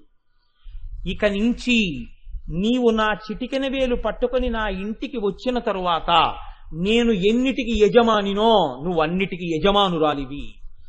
నీవు నాతో కలిసి ఈ ఇంటిలో పెరిగి ఉండి ఉండకపోవచ్చు, ఈ ఇంటికి నువ్వు రావడం ఇదే మొదటిసారి కావచ్చు, కానీ ఈ ఇంటికి నువ్వు వస్తున్నది ఎక్కడ నుంచో ఇక్కడికి వస్తున్నదానవు కావు, పరిపూర్ణముగా యజమానిగా ఈ ఇంటికి వస్తున్నావు. ఎప్పుడూ ఈ ఇంట నువ్వు లేవు కదా, ఇప్పుడు ఎలా యజమానురాలను అనుకుంటున్నావేమో. ఈ సన్నికల్లు ఎంత స్థిరత్వమైందో, దీన్ని తొక్కిన నీ పాదం నా ఇంట నిలబడినప్పుడు అంత స్థిరత్వముతో నిలబడుగాక. ఈ ఇల్లు నాది, ఈ ఇంటి నుంచి నేను వెళ్ళడం ఏమిటి? నేను వెళ్ళడం అన్నది ఉండదు. ఈ ఇల్లు నాది. నాదైన ఇంట్లో మిగిలిన వాళ్ళందరూ నా వాళ్ళుగా ఉంటున్నారు. కాబట్టి నన్ను వెళ్ళిపోమ్మండం, నేను ఎక్కడికో వెళ్ళడం అన్నది ఉండనే ఉండదు. నేను ఇక్కడ దాన్ని. ఇక నుంచి నేను ఎక్కడికైనా వెడితే నేను వెళ్లే చోటు ఏదై ఉంటుంది అంటే కొన్నాళ్లు ఉండి తిరిగి వచ్చేయడానికి ఇది చోటు అవుతుంది తప్ప ఇక ఈ భూమండలం మొత్తం మీద నాకని చోటు లేదు. ఈయన ఉన్న చోటేదో అదే నా చోటు. అటువంటి స్థితి నీకు నేను ఇస్తున్నాను. కాబట్టి ఈ క్షణం నుంచి నువ్వు ఎక్కడి నుంచో ఇక్కడికి వచ్చావని, నిన్ను ఇక్కడి నుంచి వెళ్ళిపోమ్మని అధికారము ఎవ్వరికీ లేదని ఇంతమంది దేవతల సాక్షిగా నీ పాదములకు మట్టెలు పెడుతున్నాను. ఇది నీవు ఈ ఇంట స్థిరత్వమునకు నీకు గుర్తుగా నేను కృప చేస్తున్నానని పాదం పట్టుకుని వేళ్లకి మట్టెలు తొడుగుతాడు వరుడు.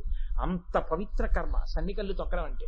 అందుకని తన చేత్తో పట్టుకుని పాదం సన్నికల్లు మీద పెట్టి తొక్కిస్తాడు. తొక్కించి మట్టెలు తొడుగుతాడు. అమ్మా, ఆనాడు పరమశివుడు కూడా కళ్యాణం అయిపోయిన తర్వాత నీ కాలు ఎత్తి సన్నికల్లు మీద పెట్టి మట్టెలు తొడిగాడమ్మా. మంత్రం సంగతి అలా ఉండని, వివాహ ప్రకరణం అలా ఉండని, కానీ ఇంత కోమలమైన పాదాన్ని పట్టుకెళ్ళి సన్నికల్లు మీద పెట్టి పైగా తొక్కమని నువ్వు నొక్కితే ఎంత కందిపోయి ఉంటాయమ్మా నీ పాదాలు. అసలు ఎర్రని తల్లివి, ఎంత సొక్కిపోయి ఉంటాయమ్మా. తన ఇంటికి వచ్చి స్థిరంగా ఉండమని చెప్పడానికి రాయి తొక్కించాలమ్మా శివుడు. రమ్మని మర్యాదగా పిలవలేడమ్మా, రాయి తొక్కిస్తాడా? మండిపోయిందమ్మా నా గుండె. అలా మట్టెలు తొడిగాడా? నీ పాదములకు తాబేటి డిప్పలు పోలికలు వేసినటువంటి ఆ కవీశ్వరులు ఎంత తుంటరి పని చేశారో, నీ పాదములను సన్నికల్లు మీద పెట్టి పరమశివుడు కూడా అంతే అపచారం చేశాడమ్మా. నా బాధ ఎవరితో చెప్పుకోనమ్మా, నీతోనే చెప్పుకున్నానమ్మా అనేటప్పటికీ శంకరాచార్యులు వారి ప్రేమకి అమ్మవారు పకపకా నవ్వేసి ఆయన తల ఇలా పట్టుకుని, ఓరి పిచ్చి శంకరా, అందులో నాకెంత తృప్తి ఉందో నీకేం తెలిసి ఇక మనసులో పెట్టుకోకు అంది. అలా సంతోషపడిపోయిన అమ్మ ఇంత ఆర్ద్రతతో మీ అందరూ నవ్వుతున్నప్పుడు మీ పట్ల కూడా అంతే ఆర్ద్రతని అనుగ్రహిస్తుంది. దాని చేత మనందరం భద్రమైనటువంటి స్థానాన్ని పొందుతాం. కాబట్టి కూర్మ పృష్ఠ జయిష్ణు ప్రపదాన్విత.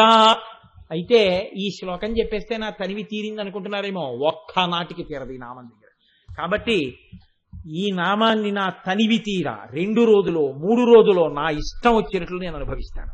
కాబట్టి రేపటి రోజున ఈ నామాన్నే నేను ఇంకా చెప్పి సంతోషాన్ని నేను పొందుతాను, మీరు పొందురు.